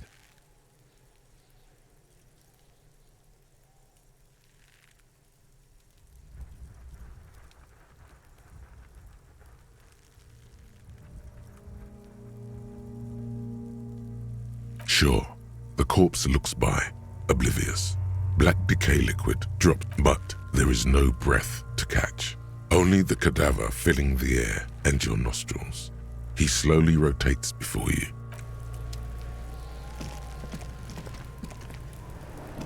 Yes?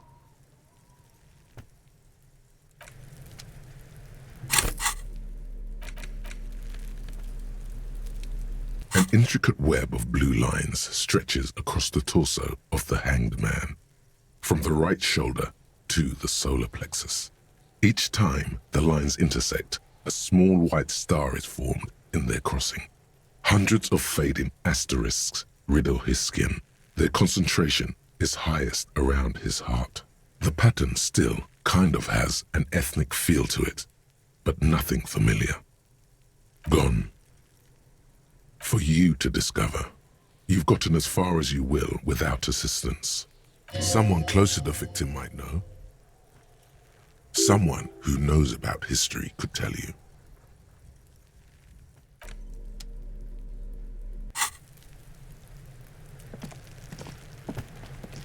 Fuck does Kuno care? Kuno doesn't.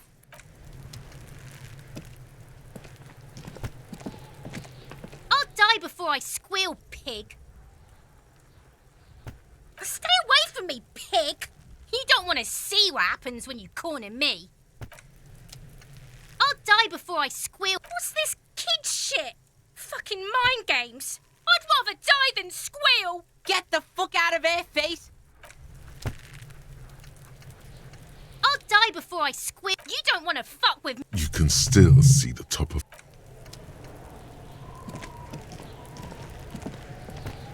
Fuck does Kuno care? Kuno doesn't fucking...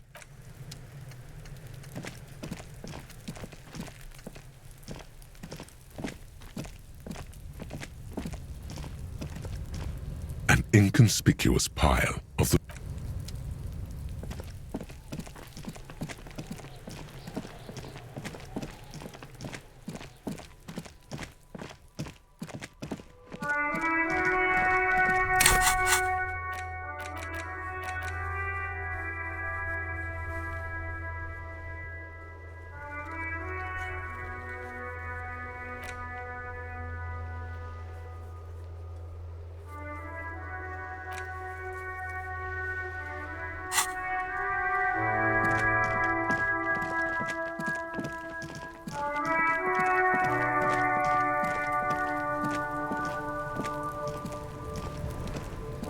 Fuck does Kuno care? The fuck about it? Fuck are you talking about? What is this contusion shit? He says you're stupid, Kuno. They want to make you stupid again. Oh, did Kuno make your shit sniffing harder? Obstruction of shit sniffing? This is Kuno's kingdom. Kuno fucking rules here. You hear the lieutenant hum. Kuno doesn't give a shit about the armor. Kuno's fuck gimp's got one big thing wrong with him. He's a fucking mutant. Look at him. Fucking growth hormone shit. He's a giant. The armor's too big for any man. Kuno doesn't give a shit about that freak armor. Kuno threw that shit away. Kuno tried to get the helmet on. It was too big. Kuno kicked that shit in the sea, rugby style. That shit means nothing to Kuno. Yeah, that shit means nothing to Kuno. Kuno doesn't give a shit about material shit. You wanna fuck on someone about that armor? Go fuck the mustached union fuck. The jolly troubadour shit at the gate. Yeah, cock in boot. You know that jolly union cow fucker? Came around talking about cows or some shit. Came around pretending like he cares about cows. Yes, you met him at the gates. The one with the boots and the jolly smile. Yeah, he's the one you want to talk to. He's fucking crazy about that armor shit. Coming here pretending like he likes cows. Trying to catch a peep at Kuno's armor. Curious, my liege. Why did Kuno feed you this information? Yeah, Kuno's doing charity today. Kuno Day. Kuno feels sorry for you two loser pigs. Kuno's doing pity now. Still, seems suspicious. He may have it in for that guy. Or you may be paranoid. That is also a possibility. You're testing Kuno. Get lost, Yeah? The king. Yeah, whatever. Kuno doesn't. Kuno.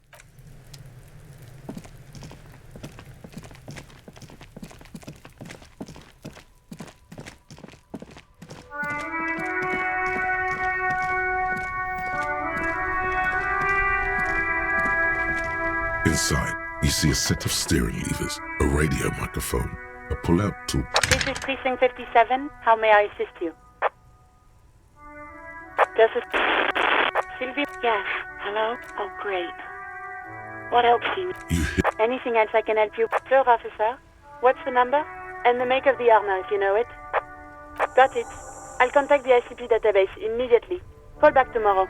Hopefully they'll have dug up something useful by then. 50. In the cabin, you see a set.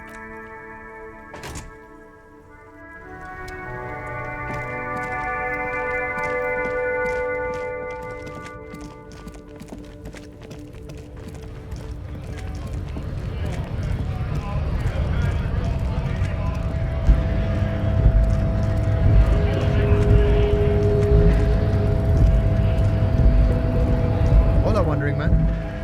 How can I help you? The little boy had a good on his promise to get me into trouble, to sick the pigs on me, pardon the choice of words. What happened? I was asked to look into that armor situation. Official Union probe, you know. Track it down, see who took it. Did you? At first I thought, why not? Maybe the pieces can feed the strike. Buy us a few more days under the sun, you know? So I went to this boy. He said he'll make me his prison bitch. He's got eyes everywhere, the cop's in his pocket, and he's the king of Jamrock. Serves me right for doing menial footwork. I dropped that probe right then and there, and it still got me into trouble. One bad move is all it takes.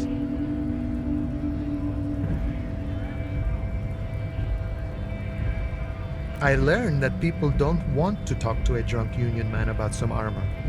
What else? Not much. Technical stuff mostly. That was the interesting part. It's a minor nuisance. It's all good.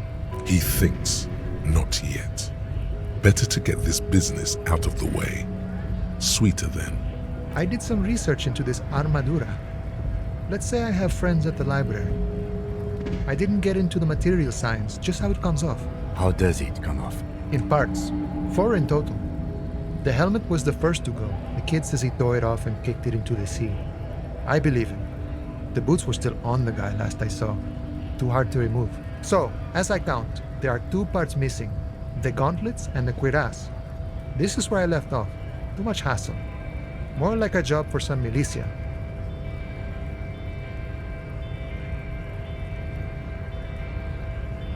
Oh, they're just gone. They don't exist anymore, if they ever did at all. Forget about them. I did.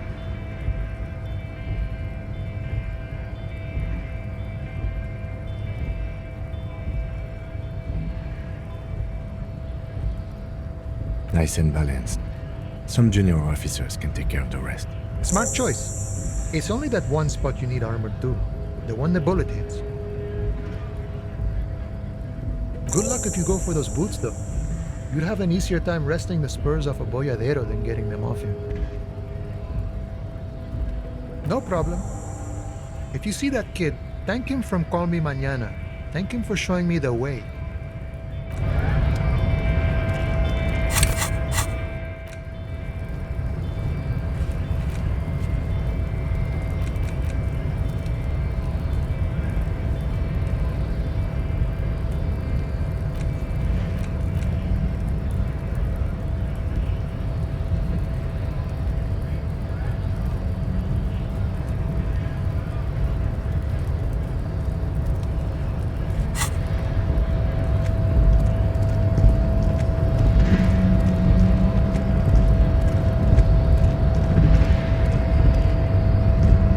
The unpromising race pupil returns.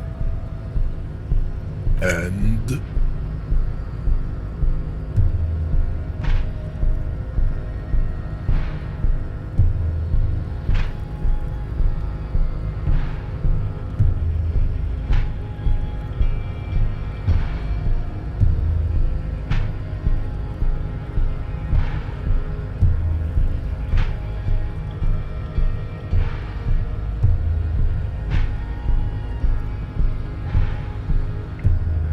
No. The rich man has humiliated and emasculated this couple. He can only think in base materialist categories and feminine abstractions like money. Rich man really fucked him over, Jean. His rage is already played out on the stage of history as the grotesque tragedy of revolution. All it can accomplish now is impotent academic text and neurosyphilitic rock and roll melancholia. Impotent class warrior, I take pity on you. You clearly want to enter the harbor bad, like a little boy who wants to go on the potty. I can press the button for you. It will open the door. Very well. You may enter the door once. Our race conversation here has concluded. Finally. Let's go.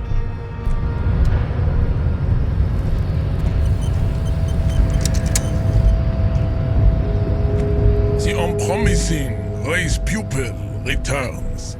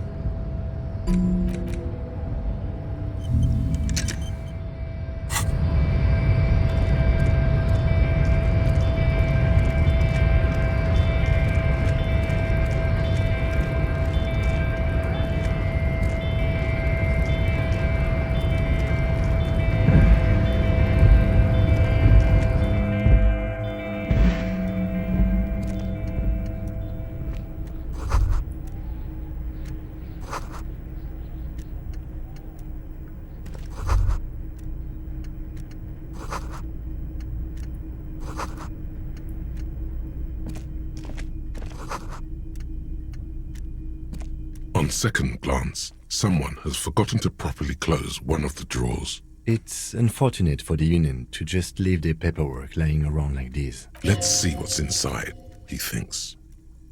The drawer opens smoothly. Hundreds of documents containing logistical data. Two kinds of transactions stand out. Materials coming into Revachol from the outside world, from Muindi, Grad, and even Ilmara.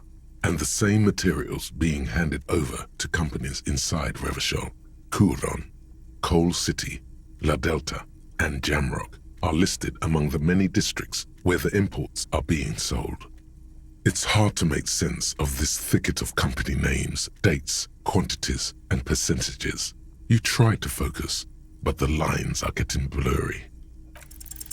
Whatever's hidden here is hidden well. Concentration isn't enough. Only a trained accountant with a background in logistics would be able to really make sense of it. However, there is a little handwritten note stuck on the side of the drawer. It appears to be a to-do list written in large, uneven capital letters. Remember, Leo, Everard's shoes, special whirling borscht, water Everard's plants, sweep office floor, more banners. All items on the list have been crossed out and the note itself is crumpled. Everard Clare, probably, the head of the Debarders Union. One of his aides must have left it. Nothing incriminating here. The special borscht seems a bit odd in the list. What is so special about this borscht? Code for drugs? Booze? Blood? Remember, Leo, Everard's shoes, special whirling borscht, water Everard's plants, sweep office floor. All items on the list have been crossed out and the note itself is crumpled. The drawer slides.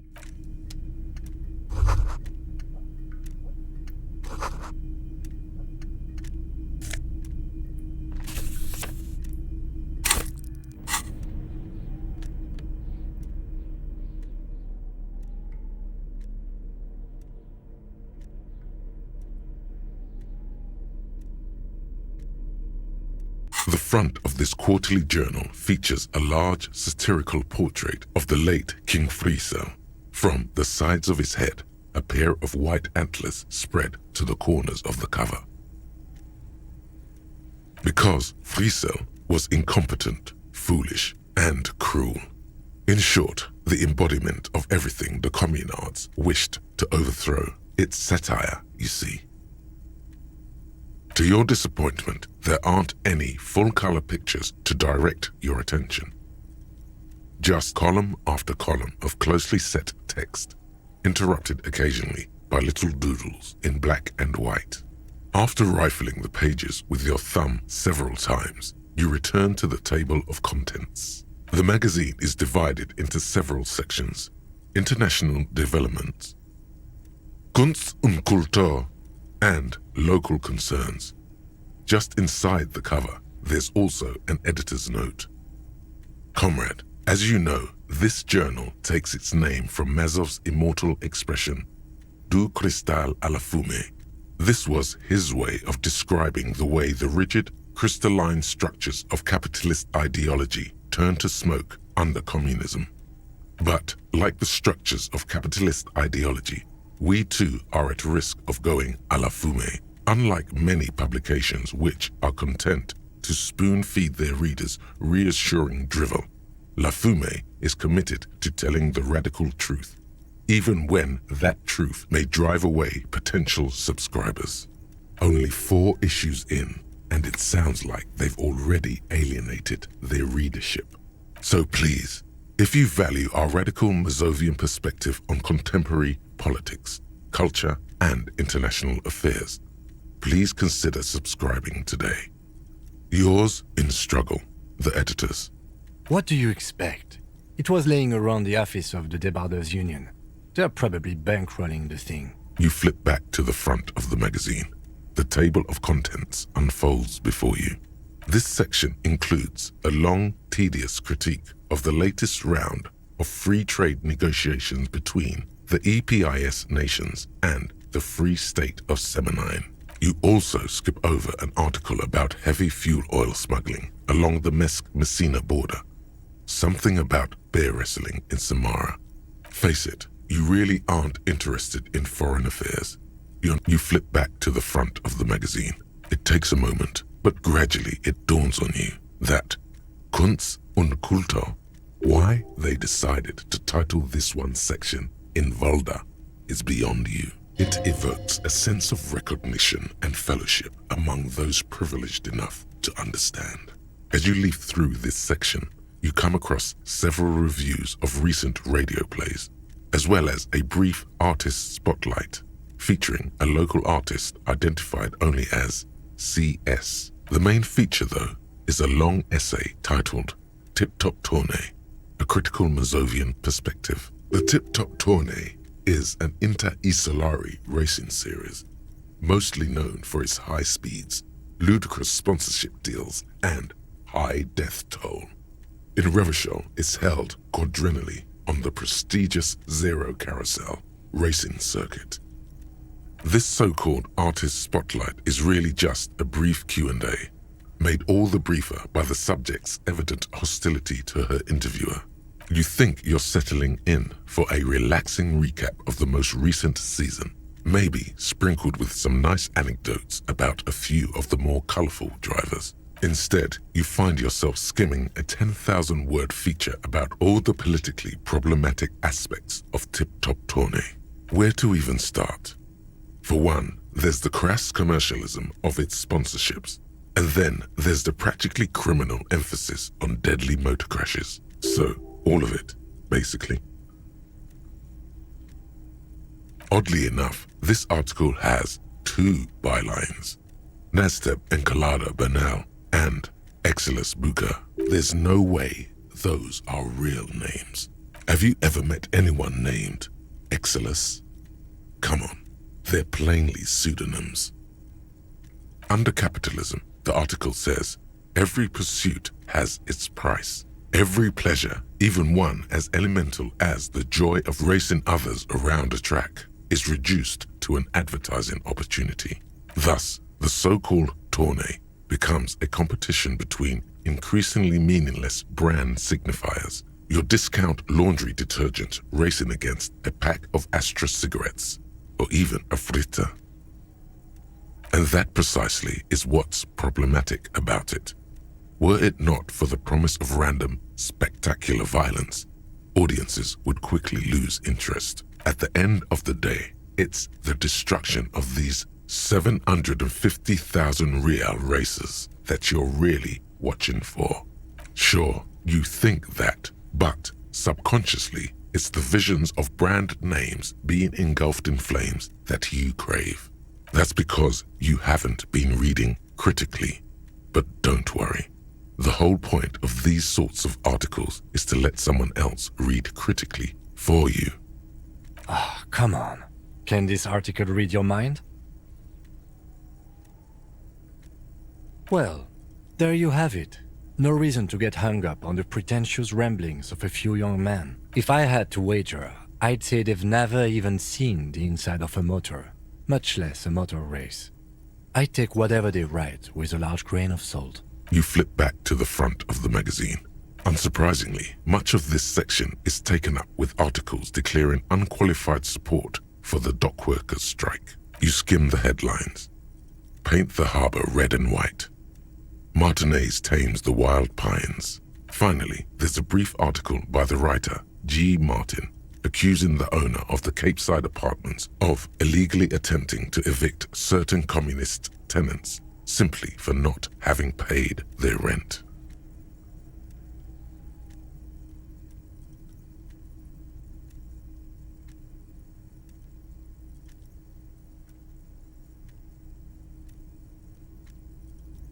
According to these editorials, there can be no accommodation with the forces of international capital or their mucilaginous allies in the coalition. You flip back to the front of the magazine.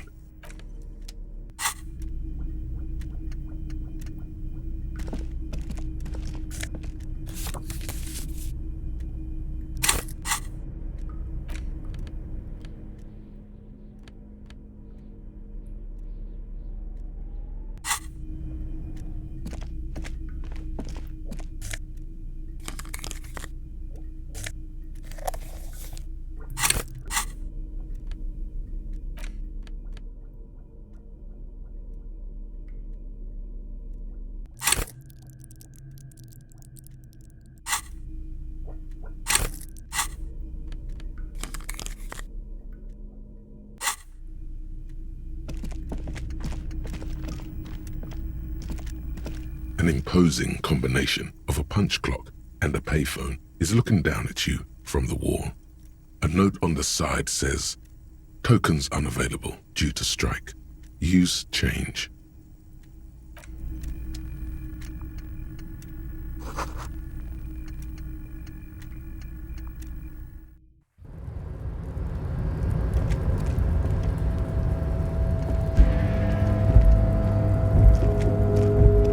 Looks like someone left his tarpaulin cloak hanging on the railing here. The white rectangle of the Revachol Citizens Militia is clearly visible on its back. This is your cloak. You can feel it.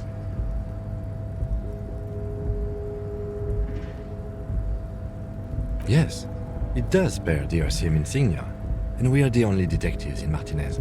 The service cloak issued to you by your station? As your fingers touch the tarpaulin, it almost feels like the cloak wants to deliver a message of comfort through your fingertips. I will shield you from the elements and give my life for yours.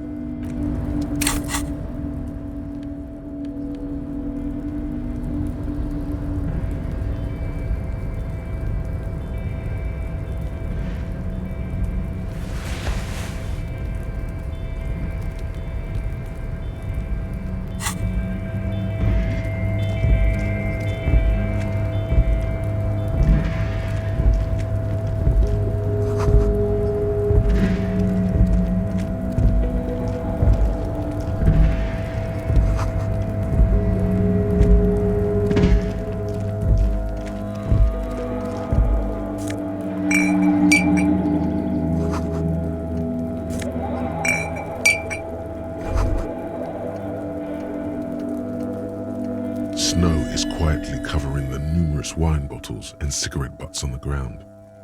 Someone partied really hard here. Well, yes, I think we can say with relative confidence that it was you.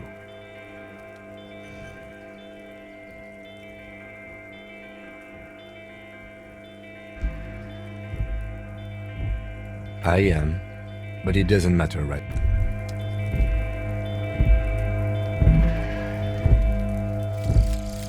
Kingdom of Conscience. The Kingdom of Conscience will be exactly as it is now. Moralists don't really have beliefs. Sometimes they stumble on one, like on a child's toy left on the carpet. The toy must be put away immediately, and the child reprimanded. Centrism isn't change, not even incremental change. It is control over yourself and the world. Exercise it. Look up at the sky, at the dark shapes of the coalition airships hanging there. Ask yourself, is there something sinister in moralism? And then answer, no. God is in his heaven. Everything is normal on earth.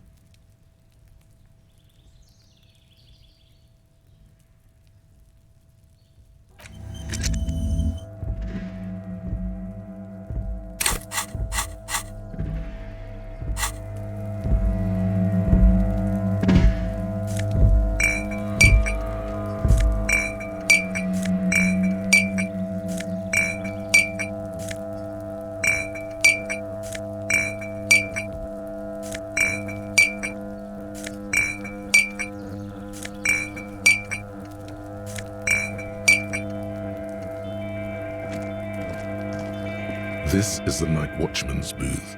The name on the door reads, René Arnaud. Listen, it's okay to take a few minutes to yourself. Sit down and have a breather. If you must. But please hurry. We are pretty easy to spot up here. Nothing incriminating catches your eye. The cabinets are clean and their sparse contents meticulously organized. There's a framed photograph on the table. It's a black and white photo of a young couple out in a street fair. The man, René, is dressed in a Royal Carabinier uniform. The girl is young and very pretty. She is smiling playfully at the camera. Why did you take that picture of René?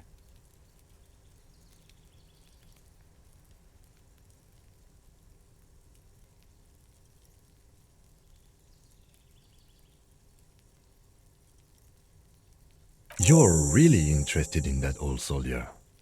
Not sure I understand your fascination, but sure, as long as it doesn't take up a whole lot of time. The chair is not as austere as the rest of the booth. A thin grey pillow is attached to the seat, secured to the stiles by black ribbons. Stale air floods through your nostrils. Not the drawers are empty, save for old timesheets and receipts.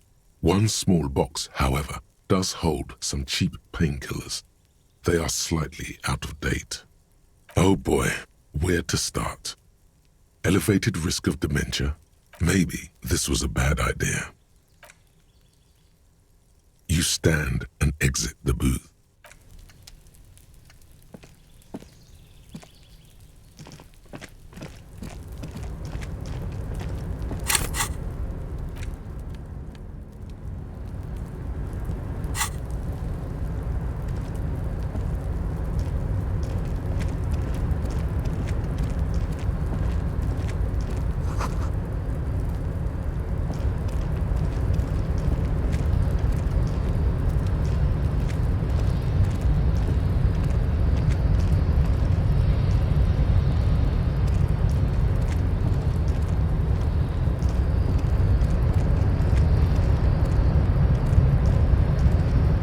Control panel with several knobs.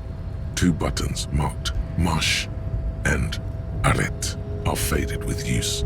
It seems to control the large crane above. A container is attached to its hook block. Marche. On. Arrête. Off.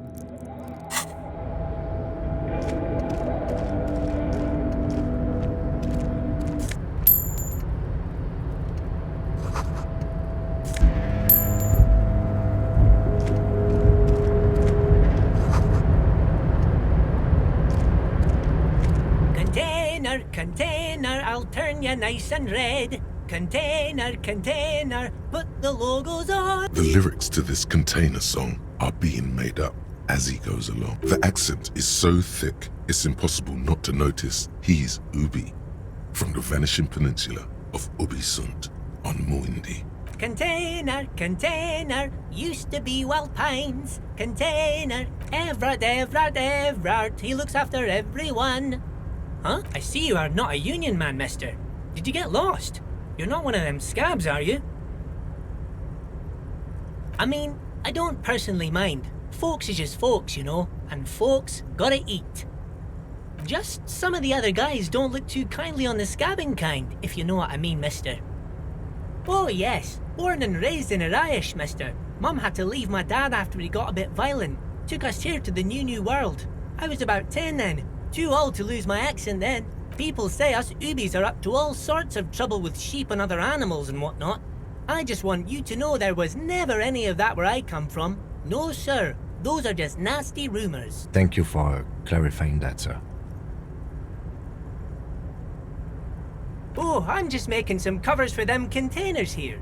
Yes, I am. So it's easier for the crane operators to spot them.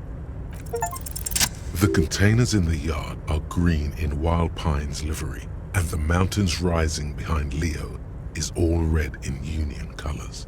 It's like Some red infection was spreading outwards from the container yard's core. Yes, they are hiding it from the inside. All the red containers have the Debarders Union logo on them. No, not really. Mr. Everett doesn't tell me all the big things. Oh, no trouble at all, mister. No trouble at all. Oh, most of the guys are down at the gates, keeping the scabs from coming in. We're on a strike. The whole union is. You don't have to work when you're on strike. Ha! So no one is working? Not everyone is down there, of course. Mr. Everard is in his office, where he always is. And Jean-Luc is guarding the gate. But Titus and his boys got into some drunken trouble and Everard sent them on a nice vacation. For a week or so. Oh, I'm not really supposed to talk about that. Him and his boys stirred up something in town. Probably drank too much and got into a fight or something. I heard Mr. Everett telling them to take some time off. Don't go all bad cop on this simple, friendly fellow.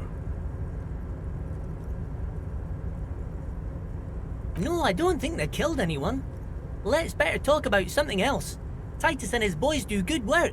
I don't want to get them in trouble over a little drinking. He probably doesn't know anything anyway.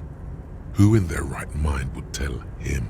Yes, yes. Everybody needs a job, and this is mine. I'm Leonard, by the way. Leonard Bellick. But everyone calls me Leo. I'm like Mr. Everett's right-hand man when Mr. Edgar is out of town. And Mr. Edgar's right-hand man when Mr. Everett is away. Actually, Miss Beaufort is the right-hand man, but she's a lady. Who is this, Miss Beaufort? A real pretty lady with a skin like those Douai Sucre candy bars my missus likes so much. Them are real nice to suckle on once the dinner is done and me and the missus sit down beside the radio. But I can't listen to the radio all the time. There's so much to do around here and I'm always busy keeping things running here. Yes I am, yes I am. Oh, Lizzie, she is a real sharp tool. Mr. Everett put her through some fancy school and everything, east of the river. 4 years she was gone, and when she came back, she was all fancy and lawyerly. He respects that word. That's obvious. But she's a real nice girl. Grew up in this here neighborhood. Knows everybody and gets along with everyone. If me missus and me was to have a child, I'd be real happy if she turned out like her. Dr. Lemaitre said so. And she knows about such things. Been a doctor for almost 50 years she has. Law school? Could she be talking about the union fixer, aka the gardener? Looks like it. I'm not sure what a fixer is, but she is a real nice girl. Smart as a whip too. Telling the gardener you know her name might throw her off. Perhaps something to consider later. Oh yes, yes. I leave all kinds of notes for myself. That old head of mine ain't so good at keeping things in no more. I almost forgot about the borscht. Oh yes, I've been taking special whirling borscht to the men every day since the strike started. It's very, very good. Makes a man feel so warm and happy. I feel like I could take on Mr. Renadan's boar dogs every time the lunch is done. Power borscht, huh? Never heard of a borscht that turns little guys into dogfighters. Alcohol, however. Yes, yes. I'm taking it to them. The borscht keeps them happy and in fighting spirits. Makes you all warm inside. They brew it in the whirling in rags. Oh, the whirling's cook. He makes it. Them is always talking with Mr. Manana in that weird language and laughing together. He doesn't speak what we speak. He's from Grad. Oh, sure, mister. Sure. You do that. Yes, sir. Oh, that one. That should be empty as far as I know. Oh, you want Mr. Everett then? He's an awfully nice fellow, he is. Him and his brother are both nice fellows. They've lived their entire lives in this here neighborhood. Guys like Mr. Everett and Mr. Edgar, his brother, are real good guys. Made Martinez what it is today. Mr. Everett and Mr. Edgar and I went to the same school we did when we were boys. Oh, Mr. Everett is where he always is. In his office, of course. Bye-bye now.